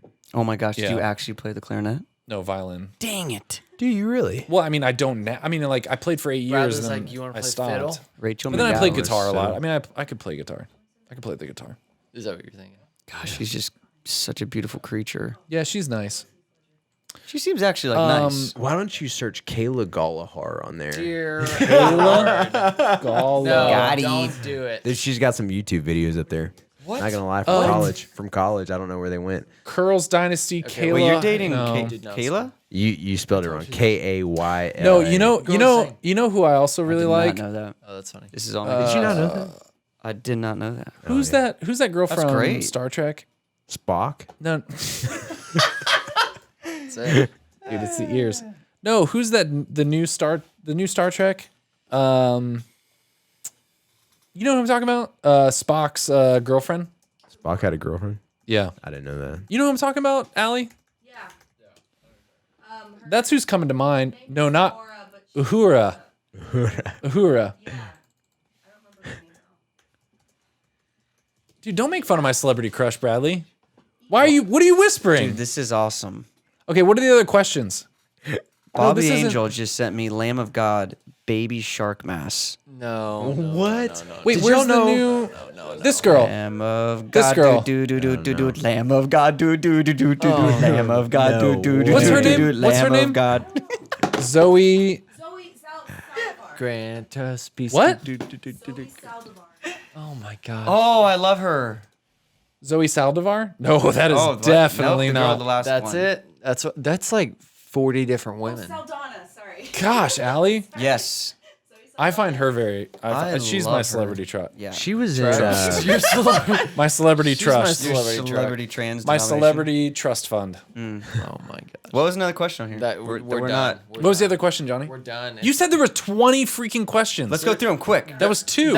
Okay, Lightning we said round. this would be Okay, quick. ding, ding, we ding, started ding, this ding. at 1 hour 15 minutes. Yeah, we have till 3 hours. Come on, man. That was a 10-minute Joe question. What's the Rogan other does this. questions? That could be a Dude. 30-second question. Oh my gosh. Edmund's cooler than Joe Dude, Rogan. let's do lightning round. right? Lightning oh round. my Okay. gosh, she's so. That I mean, was come the on. lightning Beautiful. round. Come on. You are perfect in all of your face. Oh my. Oh, shout out to Mark Puro. He watches this. or Dude, listens she'd be to it, Catholic. or he I feel watches- like y'all invited. I just shout out Mark Puro. To Mark Hart? yeah. Oh, Mark Puro. Mark Puro, who listens. He loves this show. Oh, What's the questions? I deleted them. Johnny, are you freaking You kidding me? didn't. I deleted Log into your That's a phone. lot. Most of them are just Allie and Nick and But we want to hear. Johnny, them. a Doesn't matter if question. they are or Here we not. go. Okay, let's do this. Come on. I don't I have feel any more. weirdly awake right now. I saw all of them. I'm wide awake. I have to get up in like 5 hours. Yeah, I Dude, got a big that's day tomorrow, amazing. too. Did you have 5 kids? Talk about that. Got a huge day. Talk about it? Like being a dad, what's it like? It's cool. Is it weird seeing your children that like they like look like you? Yeah. I feel like I- that's weird. No, I think there's a thing when they're your kids, you don't see it. I don't see it. Really? I just don't see it. I don't know if maybe, I don't know. I don't really, like, it's something weird about it being I your own just feel like kids. that'd be Just- weird. It's Yeah, got to I be don't really see it. satisfying. How old were you when you had to- your first child? Your wife had the child. 13. You were 13? No, my child. Well, yeah, I was 13. Hmm. No, I think 22. That's so crazy. Yeah, dude. very young. Were you like Franciscan Mary? Oh yeah, we were like, all right, we're gonna be super Catholic. Like, let's have a lot of kids, and like, let's do this. You know, you're not holy unless you have more than 10 Are you kids. NFPing? We thought we were. Yeah. Turns out after a couple of years, we just were not doing that well. Yeah. Because with each kid, we got successively more like contraceptive. Like we were trying to not have kids. Yeah. Not contraceptive, but Yeah. like with every progressive child, we were like, okay, like this time, like we're really gonna try to not have kids. Yeah. And then it was like, maybe we just suck at this. Like maybe we're not doing NFP well. Yeah. Like maybe we're charting wrong. Yeah. Like we're not carrying the one or something.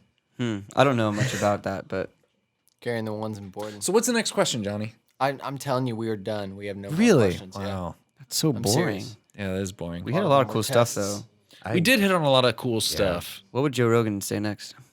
He'd be like, have you ever tried psychedelics? He's all about that. Yeah. He hates religion too. I don't know if that he necessarily. I mean, he has some friends that are pretty religious, but yeah, I mean the interview with him and Richard Dawkins was Yeah. kind of depressing. Just Yeah. like I haven't I heard don't that know. one. It wasn't super fun. I mean, Richard Dawkins isn't the most. I don't know. He's just I mean, anyone that can agree with Stephen Hawking and say that philosophy is dead is probably not going to have a Yeah. very logical conversation. my thing with Richard Dawkins, especially in this interview, was I've never. He hasn't had braces. Yeah, that's true. But the British, they don't think they have that technology. Good point. He, for someone who's scientific, and I find this also with Neil deGrasse Tyson, for someone who's like the scientific method is supposed to be open to the fact that like science finds new discoveries. Right.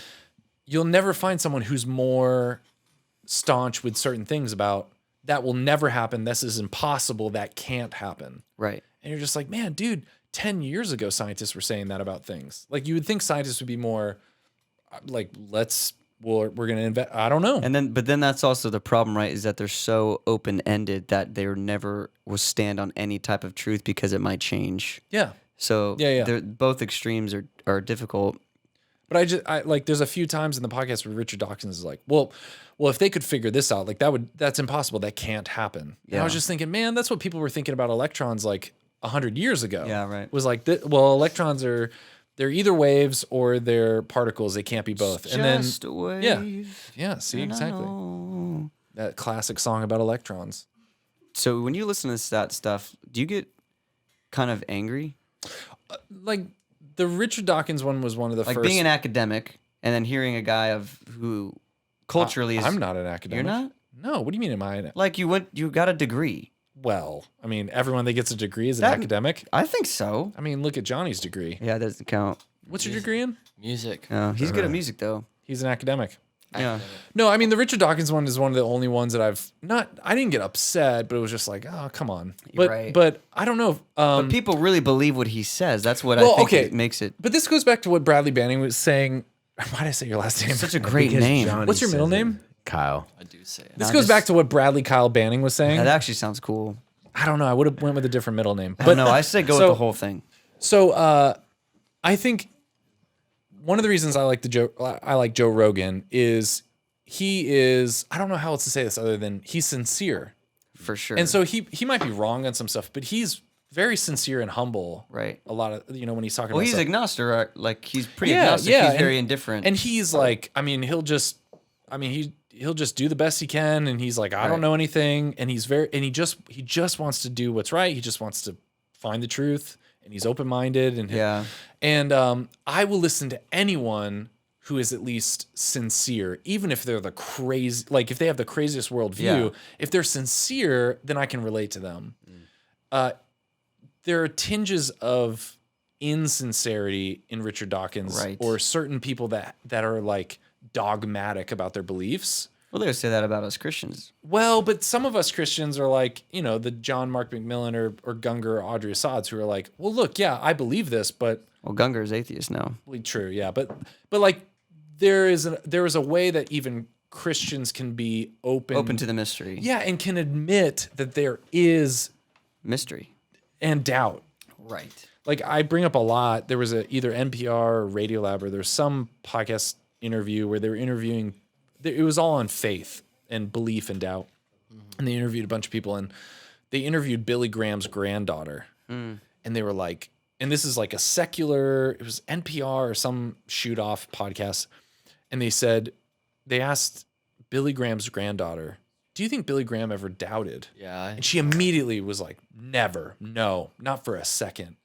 And I was like, man, what He if like said that though. I just watched an interview with him Yeah. on Larry King, and he did say he asked him, and he's like, "I never doubt." yeah, but still like Which is not even true. even if he thinks it's not that true? whatever, even if he thinks that, fine. But I just when she said that, I said, man, what an unbiblical Right. position. I actually love how much in the Catholic faith we're free to doubt. Yeah. People really think it's so dogmatic and you just can't think clearly or think scientifically. It's Yeah. like the more I've been getting obsessed with truth the last 10 years, the more I doubt. Yeah. And then I actually find truth. Yeah. And almost every aspect of study, whether it's, Yeah. the sciences or philosophy or theology, it's like, I actually love the freedom to doubt. And I'm Yeah. willing to, but I guess the thing with Joe Rogan that makes it difficult, at least for me, is I love his sincerity. I do love his openness. But if he had the enough evidence shared with him, like, would he really change the way he's living? Like Anthony Flew wrote the book, There Is a God, after 50 years of atheism. He literally wrote a book it's incredible. Essentially his conversion to deism, essentially that, okay, I'm not atheist, there is a God. And at the end of his book, he gave N.T. Wright like 30 pages to talk about Christianity because he said it was the most convincing religion if there had to be one. Damn. And he literally... What's the book called? What's this There book called? Is a God Okay. by Anthony Flew. Rocked my world. But essentially he was, he studied DNA. DNA is what pushed him over the edge to be like, I can't be atheist anymore.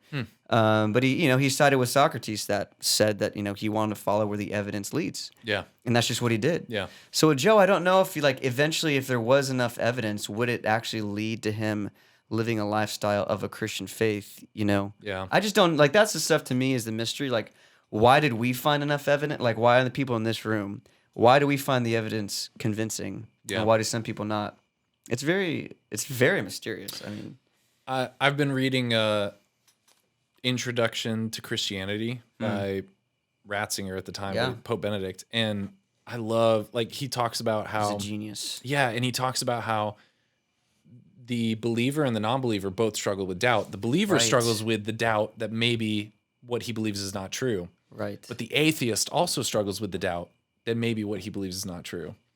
And I was like, man, as a believer, I've never thought about that because I've never been an atheist. Right. But I've never thought about the fact that even as an atheist, you can never escape because, as Descartes and some of these other people have found, you just can't escape. There's nothing you can prove beyond a shadow of doubt. You always have to. Right. There's some either of us. Yeah. We There's can't. some fundamental belief. Right. Even with if you're scientifically minded, you believe that the scientific method is valid and the world's not tricking you, or that we're not living in a simulation. Right. Is that Boltzmann? Something I don't know. Boltzmann brains. He tells this story. I forget where it comes from, but he tells this story about how this agnostic or atheist or someone goes to debate this rabbi, and he climbs up these stairs to get to this rabbi's house, and he bursts into this apartment, and the rabbi's walking around just wild-eyed, just looking up at the ceiling and holding the Torah or something, and just looking around and just caught up in thought, and then he just kind of turns to this agnostic and just says, perhaps it's all true. And I'm sure it's a translation, but Benedict kind of says it's the great perhaps that shook the atheist to his core, because at the heart of all of it, whether you're a believer or not, it's just this unsettling, but what if it's not true, or what if it is? And that, and that really is, I think every human has to wrestle with that. Perhaps it is true. What if it was all true? Or what if it wasn't? Right. And no matter what side you're on, you still have to wrestle with that. There's a woman we came in contact with recently. I don't want to say where, but she was like, I've never doubted ever. I've never doubted. And when people say, why do you believe in God? I just say, well, just pray for faith and then you'll get it. And you'll, it's never been hard for me. It's never been a problem. And, maybe there are people that are like that, but I feel like it's not a full picture of what it means to be human. Right. Well, to me, it's like Doubting Thomas. The poor guy is going to be forever remembered as Doubting Thomas. But the funny thing is, most of Christianity is actually evidence-based. It's such a smaller leap than I think people think. Yeah. In almost every aspect, whether it's the scriptures, the reliability of the scriptures, where it's in the reliability of the historicity of Jesus, whether it's the existence of God. I mean, the leap is not as far as we think. I listened to this podcast, Unbelievable, with Justin Bradley. He's been having Christians and atheists debating for the last 10 years. What? It is literally... On a podcast? It's the most incredible... I mean, this is a great podcast right now. Yeah. This one's better. Second to this. I mean, second to this. Yeah. Right. It's called I've been listening to Unbelievable? it. Unbelievable by Justin Bradley, question mark. And it's been going on for... It's in London. For They actually just 10 did... years? Yeah. Bro, it's incredible. It's actually, I wouldn't recommend it to people that don't know their faith very well because the arguments are so good from atheists. Yeah. I've been rocked after some days where I'm like, wow. It was kind of You're just scary. like, who am I? No, but dude, all these guys, these are all these guys I'm listening to. Bart Ehrman, Dude, I Austin follow McGrath, Brett Weinstein, Dude, William yeah, Craig. Brett. No, I like McGrath. Bro, your McGrath mind's and- gonna get blown. I From like these William things. Lane Craig, although sometimes he's a bully in debates. He kind of is. Just because, some people just know how to do the debate method. Yeah. They know how to do debates.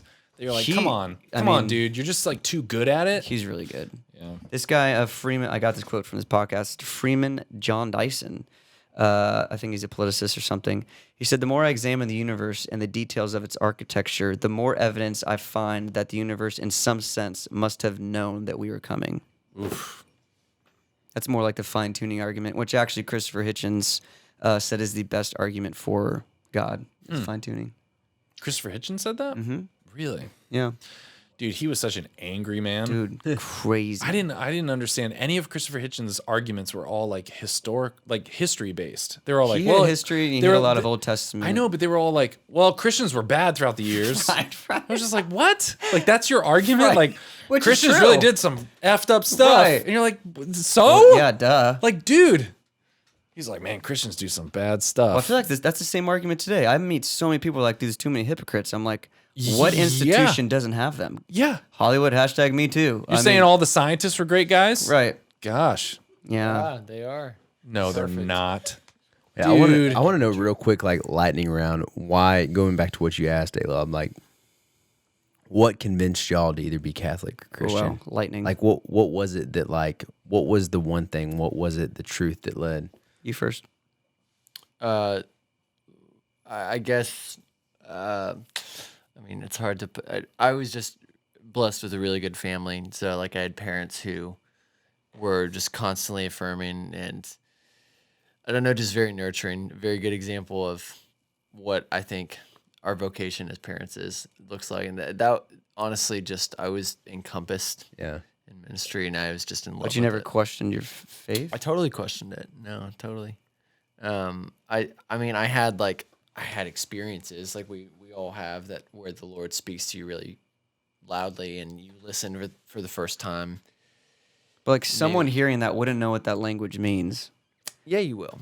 But like a random person that's never been to church would not know what like the Lord spoke to me and I had an experience. They're like, I've never had that. How would you communicate that? Because I mean, I don't know. The Lord can speak louder than I think we can classify, and I think like for me, I wasn't looking for it. Like I was like we've talked about this. I was touring and smoking weed and and like I had no interest in completely pursuing the church, and He'll speak as loud as He has to. Right.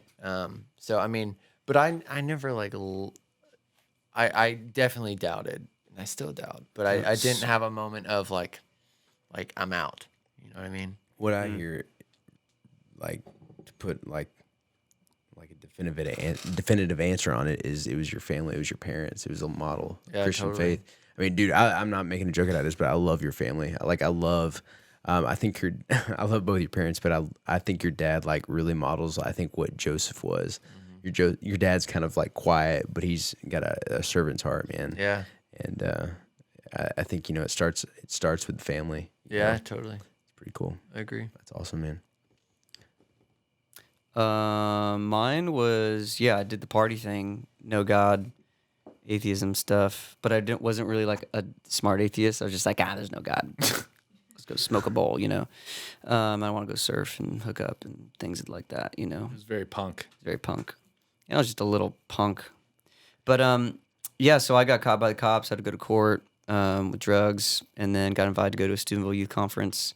And it was that experience in adoration where I was like, oh my gosh, this stuff is real. It was a combination of the preaching, the mass, the adoration that was just really powerful. I'd say after that, though, after that was, it was definitely an emotional experience for that first one. And then for me, it's been more intellectual. I mean, just a bunch of seeking intellectually through lectures, debates. I mean, an insane amount of that stuff.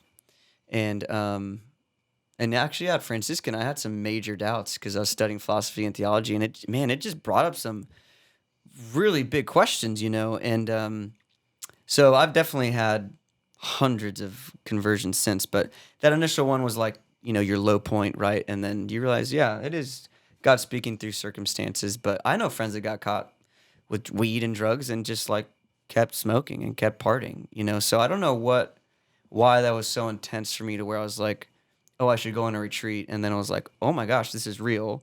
The more I've studied over the years, the more I'm convinced, even in the midst of like, not being 100% certain, obviously, because we can about everything. But I think the evidence is overwhelming for Christianity. So that's what's kind of kept me in it. What was your thing? Oh, it's my turn. Oh, Yeah. gosh. Because you said you weren't ever obviously atheist, but was there, so you like always grew up with church? Yeah, my parents were Catholic, but I definitely went through a phase where I was like if I'm going to believe this, I'm going to ask all the hard questions. Yes. And I need to ask all the hard questions because I'm going to go to school and people are going to ask Yes. us hard questions. And I don't want Where'd you grow up? We moved around a lot, Oh, but right. for the most part, Tampa, Okay. Florida. So yeah, Southern California, Tampa. I don't know how like liberal. Yeah, it I is. mean, I didn't have a lot of friends that are like actually living out their faith, so I Yeah, was being no, it was- questioned all the time. yeah, I mean, like, if anything, it was just like Protestant friends. It was Yeah. just like, oh, you're Catholic. Do Trans. you like, Trans-Siberian Orchestra Denominations. religions? So I don't know. I went in this phase where like, okay, I need to really challenge this. I don't just want to be like people say, oh, well, if you're born in this religion, you're going to have that religion. So I was like, I don't want to be that. Like, I'm willing. Genetic fallacies. Yeah, like I'm willing to separate from my parents. Like, I need to make this my own. And so then I definitely went like the route of science for a little bit there. And then I think at the heart of it, for me, it came down to whether or not I believed that there was something more than just the material world. And that's hard to prove, but I had a sense, reading Mere Christianity by C.S. Lewis and some of these other things. It was like, man, like the moral, like where do I get my morality? Where do I get this sense of beauty, truth, goodness that seems outside of the material world? Weirdly enough, a really, I think, prescient moment for me, I randomly read The Stranger by Albert Camus, I think, in like sophomore year of high school for a project. And it's kind of about existentialism, like this person that just lives in the moment. And it's kind of this weird tragedy of this person just living in the moment, fully in the moment. And it really scared me. And it not scared me, but it was like a sense of, okay, it was a way for me to experience what that life would be like. I mean, it ends with this guy just like the sun gets in his eye and he's kind of jealous and then he kills someone and then he's in jail and he just doesn't care because, and it famously starts with, I forget in the French, but it's something like mother died today. And the whole book just goes on from there of like this dispassionate, disconnected, just living in the moment. Nihilism. Yeah. also, Yeah. So, And that freaked you out. yeah, well, it didn't freak. I mean, in some ways, in a weird way, I really resonated with like, this is a path, this is an option for me to go this route. And this is where this leads. And I believe that there's something more than that.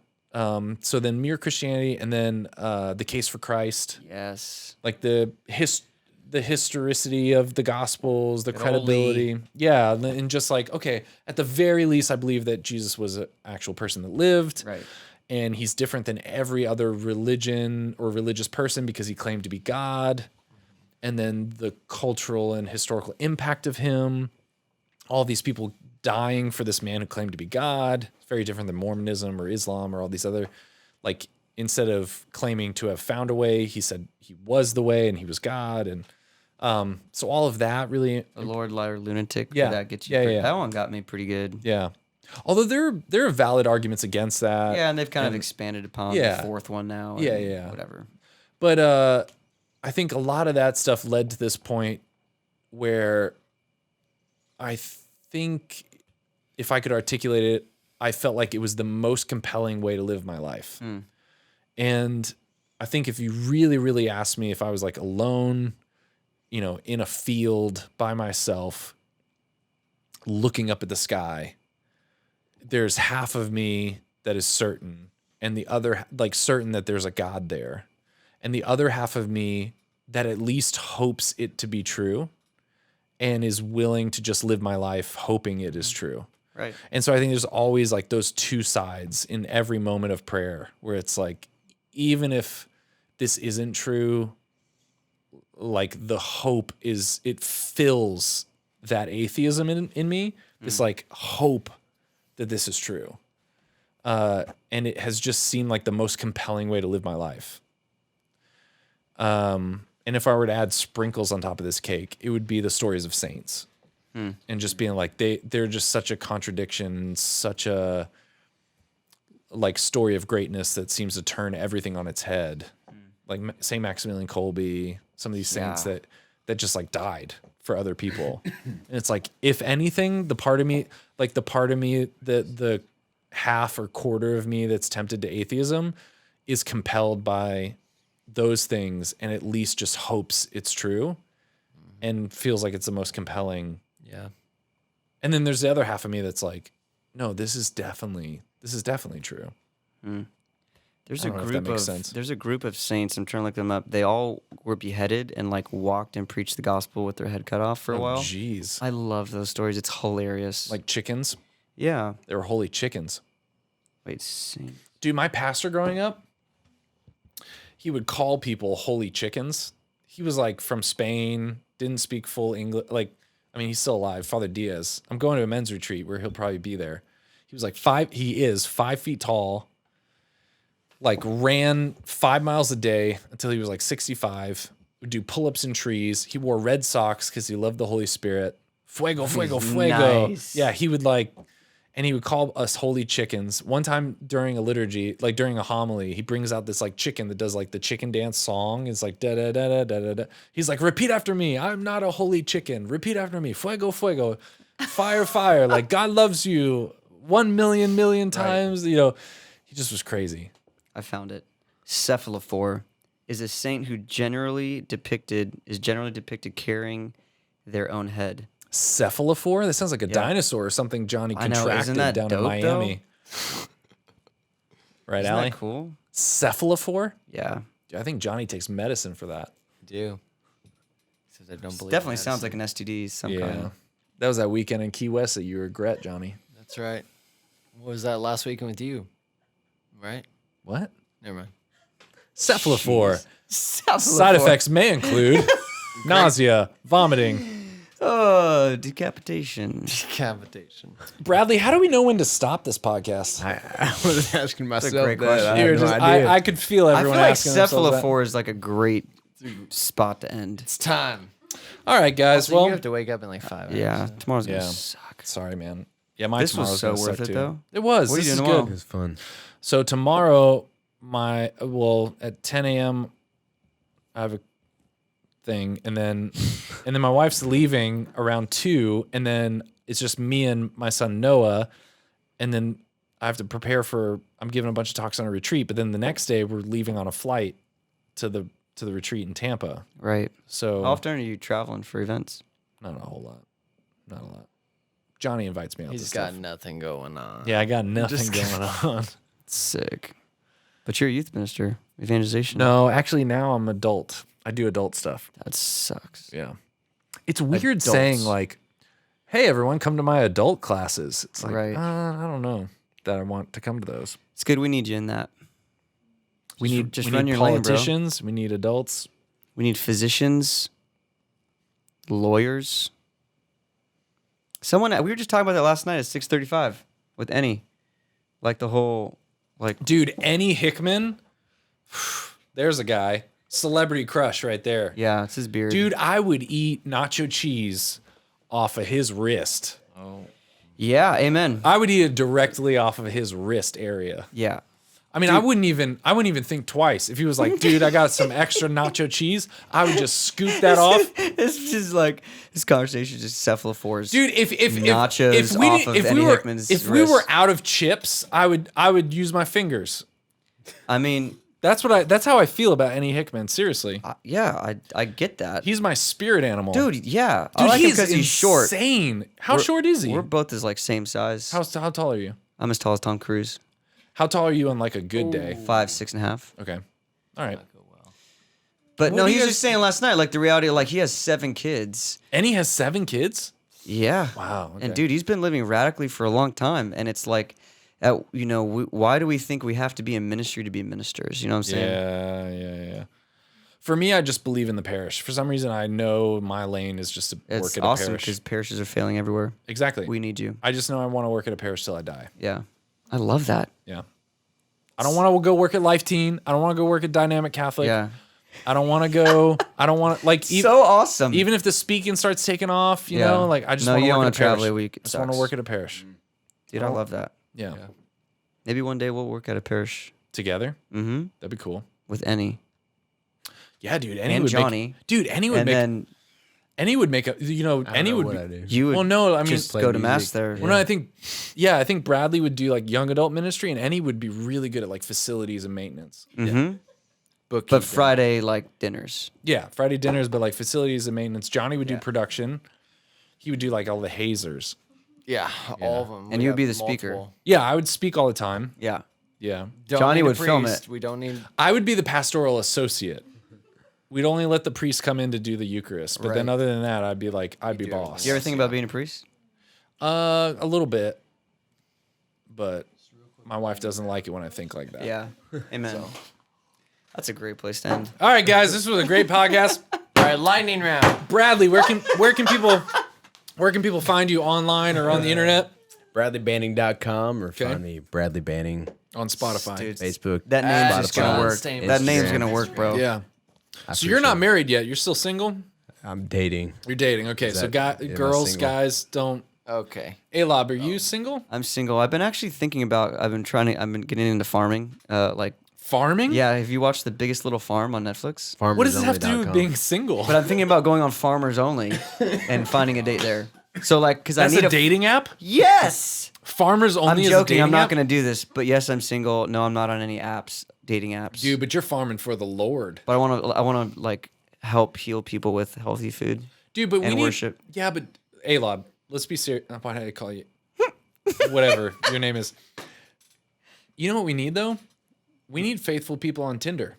Yes, amen. I mean, Johnny's trying to evangelize on. I actually played a Grindr. wedding with two people that were Christian that met on Tinder and now they're married. See, it's a real I thing. just don't do any of the dating apps. I don't have any social media. So Yeah, but we need faithful people on there I know. because there are people swiping, and they need to find Yeah. a Christian man like you, Maybe we should start one tonight. me and you, No, like we can do a profile for me tonight. on Tinder. Yeah, That'd be cool. We should do it during the podcast. pray Actually, about it. Oh man. we should live just like review people's Tinder accounts, and you just do left or right. And then we'll follow up That'd on the be next so on the next podcast. We'll update like how that date went at 1 a.m. on a Thursday night. how that date went. late. Wednesday night. You're like, all right, let's update how ALOB's date went last week. Jeez. That sounds like a horrible. They went and got tacos at 1 a.m. in downtown Dallas. Waterburger. Yeah. Nice. And a chicken bacon. All right, guys, this was a good podcast. fun. Thanks Yeah. for coming out. This was fun. You know, Cheers. we did ministry and we had talked and thanks everybody. Oh, ALOB, where can people? Is it weird? What am I supposed to call you when I hang out with you? Call me whatever you want. Andrew? My mom calls What me does Andrew. Johnny call you? I don't ALOB? know. ALOB. Andrew most of the time. Really? I feel like Bradley, what do you call him? ALOB. Bradley Banning, what do you call him? Bradley Luke or Kyle. Kyle. I don't know, man. I think that I seems like the out of Gospel place. Luke. I do. Oh, okay. What do you call him?